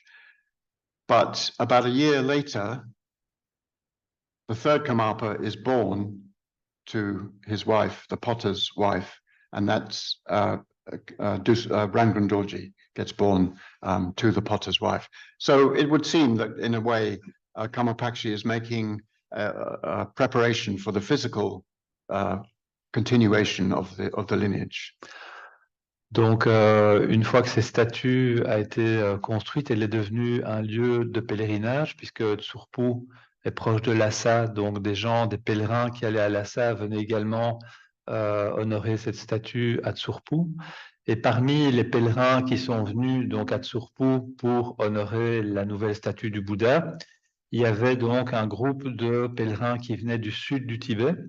Et dans ce groupe, donc, il y avait un potier et sa femme. Et le Karmapa a demandé à rencontrer donc ce potier et lui a dit écoute, dans le futur, je vais avoir besoin d'emprunter ta maison. Et quand le petit a entendu ça et puis qu'il en a parlé à ses amis pèlerins, il s'est demandé mais qu'est-ce que le karmapa peut bien vouloir dire? Parce que moi-même, je n'ai pas de maison, je suis un petit itinérant, donc comment est-ce que le karmapa pourrait un jour emprunter ma maison? Cela dit, il semble que donc le karmapa était déjà en train de préparer sa future incarnation parce que un an après le départ de Karma Pakshi pour sa prochaine vie, la femme du potier a donné naissance au troisième Karmapa, Rangjung Dorje. So perhaps that's the part of the third stage in the establishment of reincarnation. They reincarnate from a lama into a child. There had been previously incarnation, people either saying that they were incarnations themselves or being told so, but this was as adults. This is the first time that it happens. Well, Kamapakshi was quite young, and then Rangjung Dorji was recognized at the age of 5. So this is the first time that it starts to happen with children. Donc, il y avait déjà eu par le passé des maîtres qui disaient qu'ils étaient la réincarnation de tel ou tel maître du passé. Mais ici, c'est la première fois, donc la continuation entre Karma Pakshi et Rangjung Dorje, c'est la première fois que cette continuation se déroule au niveau d'un enfant, puisque Rangjung Dorje est reconnu à l'âge de 5 ans, donc peu de temps après le départ de Karma Pakshi pour sa prochaine vie. But even more important than the physical, of course, is the continuation of the realization of the teachings and the transmission. And while Kamapakshi was still alive, he had a visitor, Ugyen Rinpoche, Rinchen Pal, and he was a Mahasiddha himself, and he came to visit Kamapakshi, but only for 3 days. But they had a very convivial meeting. They had a little bit of sort of yogi joshing at first, apparently, playing jokes on each other, but then it was a very good meeting. And Kamapakshi gave him the Gyawa Gamso initiation. He gave him instructions. He taught him about the introduction to the 4 kayas. And during the Gyawa Gamso initiation, there was apparently a transmission of mind to mind. Donc, en dehors de la continuation physique entre Karma Pakshi et Rangjung Dorje, ce qui est également important, c'est la continuation de la lignée spirituelle. Et donc, Karma Pakshi a rencontré donc, à un certain moment de sa vie un autre Mahasiddha du nom d'Orjenpa. Et bien qu'il n'ait passé que 3 jours ensemble, et qu'il semble qu'au début de ces 3 jours, donc ils étaient 2 yogis qui ont blagué ensemble, qui ont échangé des blagues. Durant ces 3 jours, Karma Pakshi a néanmoins transmis à Orjenpa Gyalwa Gamso, donc on en avait parlé tout à l'heure, donc Chenrizi rouge, Jinasagara en sanskrit, a transmis également donc l'introduction aux 4 kayas. Et il semble que pendant l'introduction, pendant l'initiation de Gyalwa Gamso, il y a également eu une introduction à la nature de l'esprit qui a été donnée par Karma Pakshi à Orjenpa. And it was then Ugyenpa who taught the young 5-year-old Rangjung Dorji when he found him initially in the south of Tibet, and taught him as well. But gave him the crucial transmissions. One of Kamapakshi's disciples also gave Rangjung Dorji other transmissions as well, but the crucial one came from Kamapakshi to Ugyenpa to Rangjung Dorji. Donc, c'est ensuite Orjenpa qui a transmis au 3e Karmapa Rangjung Dorje toutes les instructions essentielles. Il y a eu un autre disciple de Karma Pakshi qui a transmis d'autres enseignements qui provenaient de Karma Pakshi à Rangjung Dorje, mais les instructions essentielles, on crédite donc Orjenpa de les avoir transmises à Rangjung Dorje.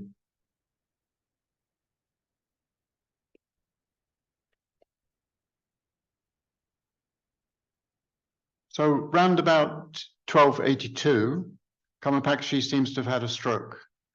He couldn't walk, and I think he had difficulty speaking, apparently. But then he seems to have recovered, or at least it's not mentioned again. But then the next year, he actually dies. Donc en 1282, Karmapakshi a eu donc une attaque vasculaire cérébrale et il aurait perdu l'usage de son corps pendant un certain temps et de la parole. Il se serait rétabli et ensuite, un an après, donc, est parti pour sa prochaine vie, en 1283. He was gone. Il était parti. Rangjung Dorji, you can see his life story in the same series done by Ruth Gamble. And in it, she's actually translated, refers to a text called the Bardoma, where Rangjung Dorji describes his transition from one life to another. Donc, concernant la vie du troisième Karmapa, Rangjung Dorje, on peut se référer donc à l'ouvrage de Ruth Gamble qui se base sur un texte qui s'appelle le Bardoma, dans lequel Rangjung Dorje se souvient de son passage dans le bardo et le décrit en détail. You can see here on the picture to the right, there's Mongikan, somewhat smaller than Karmapakshi. There's Gyawa Gamso, and this is a famous lineage portrait. And Karmapakshi is very important for, of course, for establishing the Karmapa lineage. He was the first one, he referred to himself as Karmapa, whereas Dusum Khyentse wasn't referred to as Karmapa. And Rangjung Dorji didn't refer to himself as Karmapa either. But again, then the fourth Karmapa does refer as Karmapa. But and do be careful when reading the book that sometimes in translations, Karmapakshi refers to himself as Rangjung Dorji, which is actually the name of the third Karmapa as well. He took that sort of esoteric name of Karmapakshi as for himself as Rangjung Dorji. So just be clear that in some of the translations, unless it's put as Karmapa Rangjung Dorji, which is the third Karmapa, just Rangjung Dorji is Karmapakshi.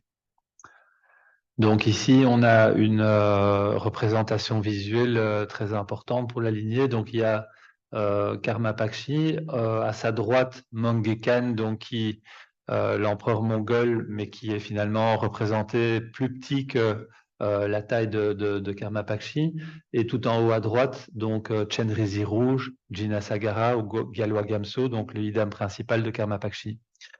Donc, Karmapakshi est très important pour la lignée des Karmapas parce qu'il est le premier à s'identifier lui-même comme étant le Karmapa. Dusum Khyentse n'avait jamais dit de lui-même qu'il était le Karmapa, et de même, le troisième Karmapa, Rangjung Dorje, ne s'est pas identifié, n'a pas dit de lui-même qu'il était le Karmapa. Le quatrième Karmapa, par contre, l'a dit qu'il était le Karmapa. Mais donc, le Karmapakshi est très important pour notre lignée. Un petit détail technique, c'est que donc parfois les maîtres ont plusieurs noms. Le même maître peut avoir plusieurs noms, et en particulier pour Karmapakshi, son nom secret, c'était Rangjung Dorje, qui est donc le même nom que le nom du troisième Karmapa. Et donc Charles attire notre attention sur le fait que s'il n'est pas clairement écrit dans un texte qu'il s'agit du Karmapa Rangjung Dorje, il y a des bonnes chances que Rangjung Dorje désigne Karmapakshi, qui est en fait le second Karmapa. Je ne sais pas si c'est clair. Mais... J'ai fait de mon mieux.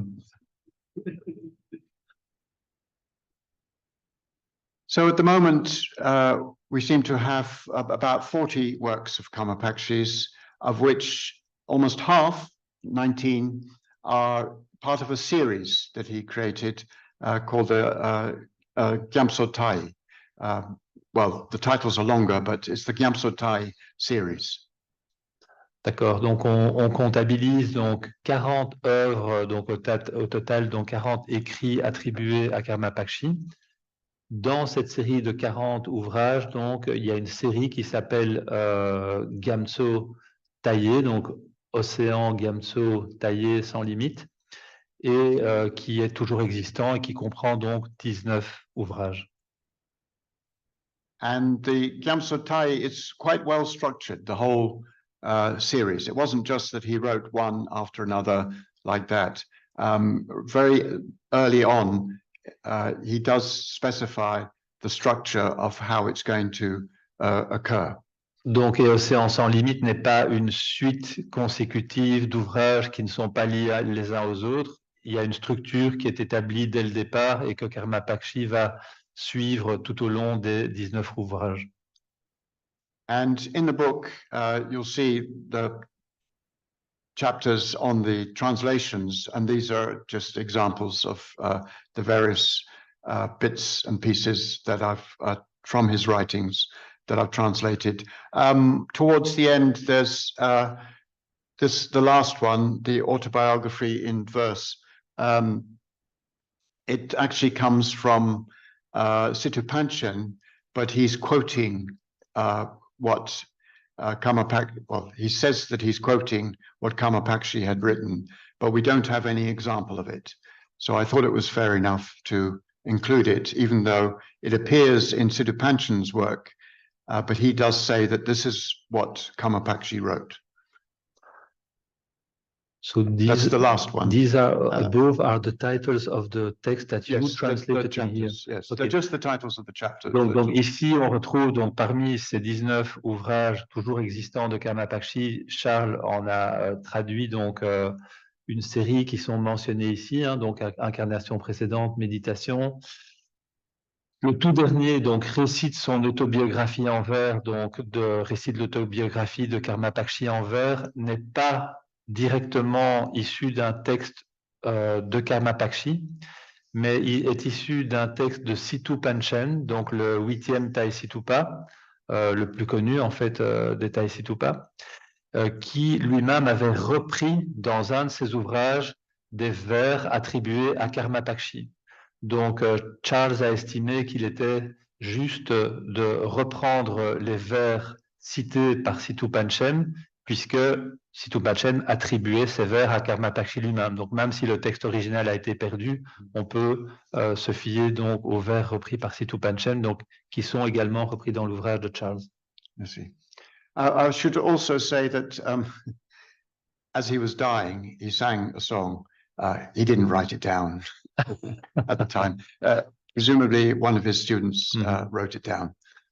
Donc à un certain moment, Karma Pakshi, quand il était sur le point de mourir, a chanté un chant de réalisation et vraisemblablement, ce n'est pas lui qui l'a rédigé et l'a écrit sur un document, c'est probablement, très certainement, un de ses étudiants qui a pris note du chant.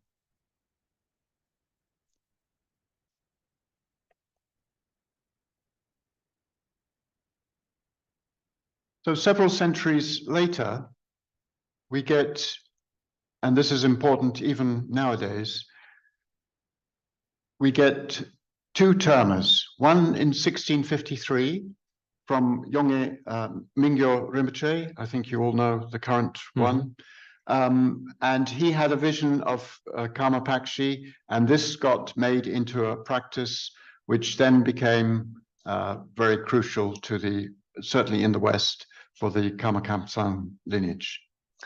Donc maintenant, plusieurs centaines d'années après que Karma Pakshi ait quitté ce monde, on a donc en 1653 une pratique, un terma, un trésor révélé par le Tertön Yonghe Mingyo Rinpoche. Beaucoup d'entre vous certainement connaissez la présente incarnation, si je ne me trompe, la 7e incarnation de Yonghe Mingyo Dorje. C'est d'ailleurs la pratique pour ceux qui étaient ici, qui a été faite ici pendant une semaine, donc il y a 2 mois. And then in 1968, in Bhutan, in the summer of 1968, Chogyam Trungpa Rinpoche revealed a terma of the sadhana, the Mahamudra sadhana, which involves Karmapakshi as well. And by the end of that year, it had been, well, it was translated while he was still in Bhutan, but by the end of the year, people were practicing this in this particular terma in Samye in Scotland. Donc, un deuxième terma, donc c'est celui qui a été révélé par le maître contemporain Chogyam Trungpa Rinpoche, qui en 1968, pendant l'été, se trouvait au Bhoutan et a eu donc une révélation de ce terma, qui a ensuite été traduit en anglais donc pendant qu'il était encore au Bhoutan et qu'il a ensuite ramené donc à Samye, donc le monastère auquel nous sommes reliés en Écosse. Et à partir de 1969, il y a eu des étudiants à Samye qui pratiquaient la sadhana du Mahamudra, qui est liée à Karmapakshi. So you can see how into modern times, Mingyur Rinpoche gives the initiation on Karmapakshi. It even has been translated into Chinese now as well for the Chinese Dharma practitioners. Donc on voyait sur la précédente image une photo du présent Yongey Mingyur Rinpoche qui annonce donc qu'il va donner une initiation de Karmapakshi. Donc c'est une initiation qui est toujours donnée de nos jours. Et il y a même ici donc en chinois une traduction en chinois de la pratique de Karmapakshi sur base du terma de Yongey Mingyur Dorje. And I'm told by Carlo that His Holiness the 16th Karmapa actually said that for this center here, the Karmapakshi was the Yidam of the center. Donc, et lors de la visite de Sa Sainteté, le 16e Karmapa en 1977, Sa Sainteté Karmapa, le 16e Karmapa, a dit à Carlo, l'Eux ici présent, que le Yidam du centre dans lequel nous sommes ici maintenant est Karmapakshi. Il l'a dit à tout le monde. Ouais. D'accord. But you told me. Thank you. And the 16th, yeah. Oh, this here, this in 77. This is from Tsopo. And the 16th, as many will know, that the 16th Karmapa, when he made his tours of Europe and America, people would often ask, what shall I practice? And time again, not every time, but many times, do the Karmapakshi practice. Donc ici, on a deux photos de Sa Sainteté, le 16e Karmapa. Donc une encore au Tibet, donc avant 1959, et l'autre ici même, au centre en 1977. Lorsque le Karmapa voyageait en Occident, beaucoup de personnes, beaucoup d'étudiants lui demandaient « Mais qu'est-ce que je dois faire comme pratique? Quelle pratique me conseillez-vous de faire ?» Et très souvent, le Karmapa répondait, conseillait aux gens de faire la pratique de Karmapakshi. Pas toujours, mais très souvent, c'était ça le conseil qu'il donnait aux personnes qui lui demandaient quelle pratique ils devaient faire. And then the sadhana of Mahamudra, this is a later printed, very nice edition of it. It's a terma revealed by Chogyam Trungpa and the visualization. Et donc ici, on avait donc les premières pages du terma, donc du trésor révélé par Chogyam Trungpa Rinpoche, la sadhana du Mahamudra. Et ici, donc, c'est la visualisation qui s'accorde avec la pratique de Chogyam Trungpa Rinpoche.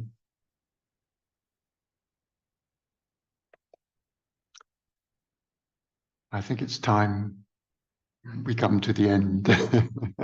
I could talk forever, of course, but just to say that fairly recently, I found I didn't find it, but I heard of and been able to read, begin to read a a manuscript that has 40, well, even 50 songs of Karmapakshi. And so I'm going to work on those as well, which I don't think many people knew about the songs before. Donc Charles, qui peut-être le savez-vous, est responsable de deux grandes librairies anglaises qui collectent des textes, des manuscrits tibétains du passé, a récemment découvert donc un manuscrit dans lequel il y a une cinquantaine de chants de réalisation attribués à Karmapakshi. Et donc l'un des projets de Charles pour le futur, c'est de traduire ces chants de réalisation récemment découverts et qui sont très peu connus.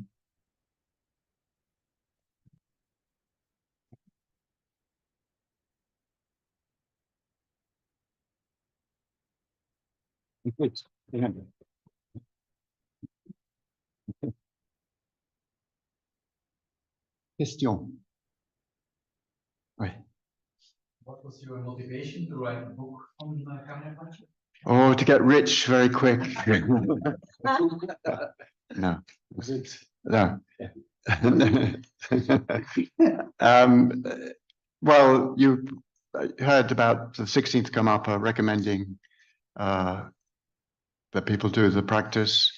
And then after I'd done some retreat, I thought I would get interested in this. And it was always encouraged. And I just proceeded. It took quite a long time, but and then I came across his memoirs as well. I started with histories, really, and then his memoirs, and it was just a process that went on like that. Okay. I think it's to be in accord a little bit with the 16th Karmapa. Obviously saw it, it's very important. Not my book, but he saw the Karmapakshi practice, and I thought maybe it would be useful. Donc la question est de savoir quelle était la motivation de Charles pour écrire un livre sur Karmapakshi. Et il dit qu'évidemment sa motivation c'était de devenir riche le plus rapidement possible. Donc plus sérieusement, donc le 16e Karmapa, comme on l'a entendu, donnait souvent à ses étudiants le conseil de faire la pratique de Karmapakshi. Et ça, c'est la raison principale qui a motivé Charles, après les 2 retraites de longue durée qu'il a fait à Samye, de s'intéresser à ce sujet. Et en particulier, quand il a trouvé un texte sur les mémoires donc de Karmapakshi, il a pu commencer à avancer sur ce projet qui a pris de très nombreuses années avant d'aboutir, mais pour lequel il a toujours été encouragé. Yes. J'ai 2 questions. Je ne suis pas sûr d'avoir bien compris. Le 3e Karmapa, c'est le 4e qui l'a reconnu, qui a dit que le 3e que Randu Dorje était le 3e. Il ne s'est pas auto-reconnu lui-même, donc il a reconnu. So the question is, the 3rd Karmapa didn't identify himself as being the Karmapa, so by whom was he recognized? Was it by the 4th Karmapa or? No, I think it's just a title, yes, Karmapa. He was recognized as being the reincarnation of Karmapakshi, the 3rd Karmapa is. But at this time, the title Karmapa hasn't really taken hold. Do you see what I mean? Sorry. Yeah, because the 1st Karmapa wasn't called 1st Karmapa. 2nd Karmapa, Karmapakshi, was known as Karmapakshi, but he referred to himself as Karmapa. And then the 3rd Karmapa didn't refer to himself as Karmapa, but the 4th one did say, I am Karmapa, and I am the reincarnation. And so it's really, you could say that the title doesn't really start until, I may be wrong on this, I'm not absolutely sure, but it doesn't really start until the 4th Karmapa. And then it becomes a sort of expectation almost that a child will be born and it would be called Karmapa after that. But we've got a development happening before then. Donc le troisième karmapa a bien été reconnu comme étant donc la réincarnation du deuxième karmapa. Il n'y a pas de doute là-dessus. Par contre, le titre de karmapa, bien que Karmapakshi s'identifiait lui-même comme étant le karmapa, ça n'a pas été le cas de Rangjung Dorje, il n'a pas utilisé le titre, même s'il était reconnu comme la continuation de Karmapakshi. Le quatrième karmapa a, lui, à nouveau utilisé le titre de karmapa, et à partir de ce moment-là, le titre de karmapa est utilisé régulièrement par tous les karmapas. Donc ça, c'est ce que Charles a, c'est sa compréhension. Il dit qu'il n'est pas totalement sûr de cette explication, mais que c'est lui la conclusion à laquelle il est arrivé. I may be wrong. Il- So, and I don't want to upset, anybody, but that's just my interpretation at the moment. Very short. Donc, est-ce qu'il y a une sadhana, une sadhana qu'on peut faire régulièrement de karma bhakti, parce que nous ici on connaît, enfin en tout cas moi je connais que le Druptieux qu'on fait. C'est trop long ou pas? On a fait régulièrement, mais je suppose que non. The question is, so there is this sadhana of Karmapakshi from the Dharma of Yongey Mingyur Dorje. Is there a shorter version of that practice, or is there only the long version? Yeah, there is a Karmapakshi. It's not the same, but I think it was the 14th Karmapa wrote a short. It might have been the 15th. Wrote a short sort of guru yoga that does involve Karmapakshi, but it's not the same as the terma. This has instructions. You will remember at the beginning of it, if you do it, has instructions that come directly from. This is the vision that Mingyur Dorje had. It was a mind terma that Karmapakshi gave to him. Donc, il n'y a pas à strictement parler une version courte du terma de Yongey Mingyur Dorje. Comme vous le savez, donc, il y a au début de cette pratique les instructions directes qui ont été données par Karmapakshi à Yongey Mingyur Dorje. Donc, il n'y a qu'une pratique qui contient toutes ces instructions. Par contre, le 14e Karmapa a écrit un guru yoga à Karmapakshi qui est beaucoup plus court que le terma de Yongey Mingyur Dorje. Mais ce n'est pas en soi une version courte du terma, c'est une autre pratique. In the Karmapakshi practice that we all know, the longer one, those three parts to the instruction are the very kernel of it. That's what really happened for Mingyur Dorje. So if you wish to make some connection, then perhaps reading those three would help somewhat. It's not doing the full practice, of course, but at least it keeps up a connection with it. Donc, au sein de la pratique, au départ, il y a ces trois parties donc, qui sont vraiment la transmission de Karmapakshi à Yongey Mingyur Dorje. Ça, c'est vraiment le cœur de la transmission que Yongey Mingyur Dorje a reçue. Donc, si on veut se connecter à cette pratique, on peut réciter cette partie-là. Ce n'est pas la totalité de la pratique, mais c'est le cœur de cette pratique. Yeah, it's been translated in various ways. I've done a translation as well in the book. So, cette partie a été traduite à plusieurs reprises et Charles a lui-même traduit cette partie dans son livre. This one, in this book. Yes. Yes. It's only the short bit, though, the kernel of the instructions, so to speak. Yeah. Can you put again the reference of the book maybe on the screen if people want to of your book? Oh, I see. Yes.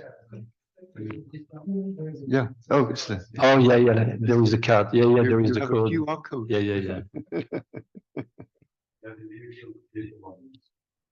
Yes, it's coming. Yeah, I have some. You're welcome to take any cards here. It gives the QR code as well. We did try to get it for the shop, but it didn't come in time. Yes, please.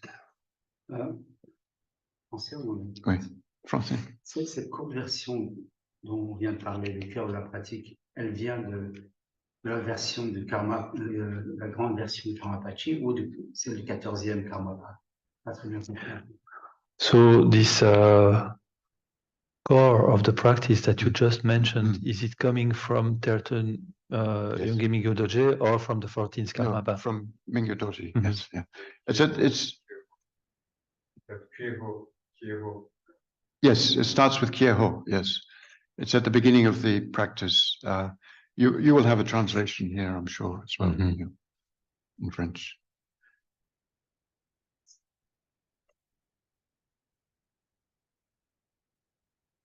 Would you like to see another footprint? Oh yeah. Oh, not there. Where is it?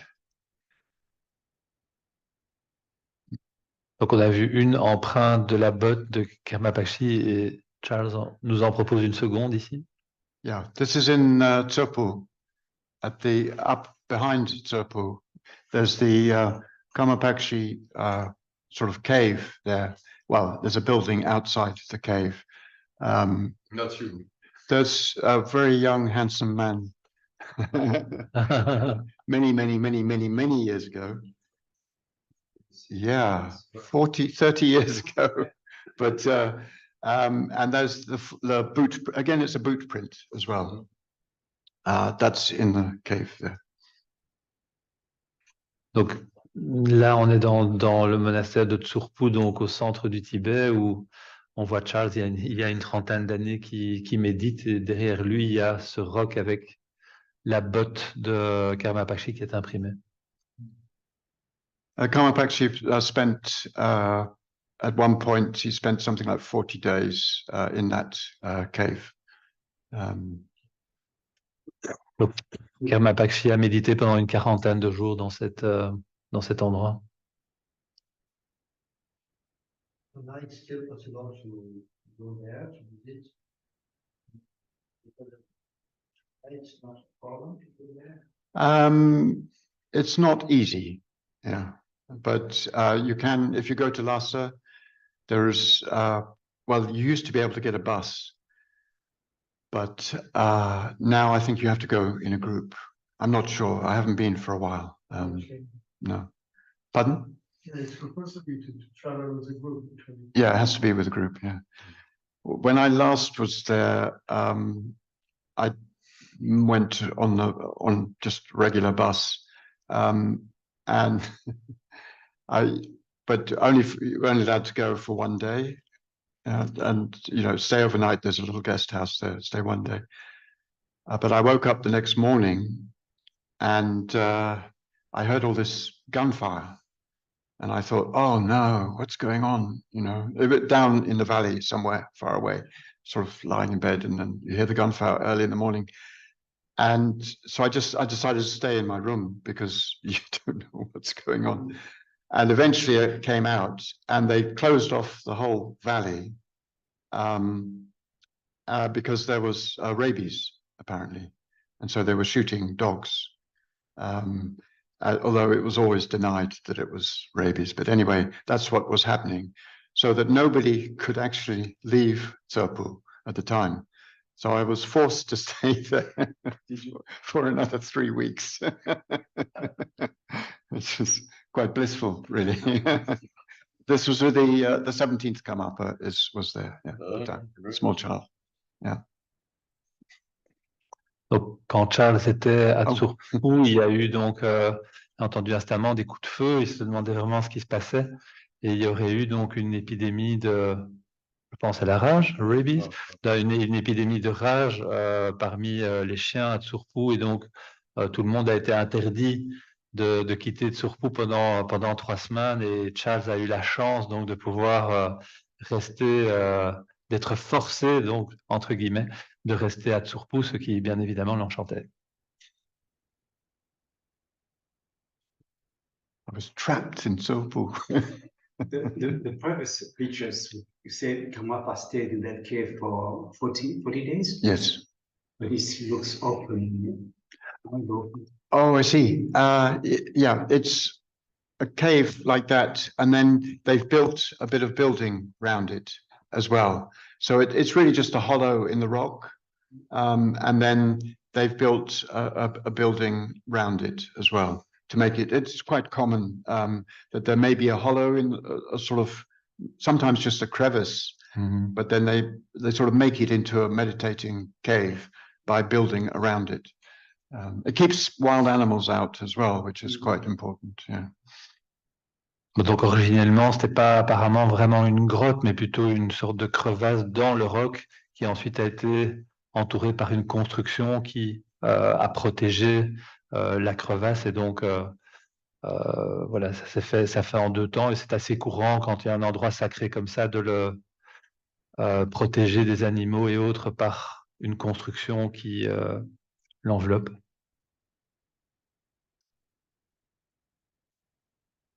I think we ought to thank Stephane. And actually, it sounds much better in French than it does in English. Mais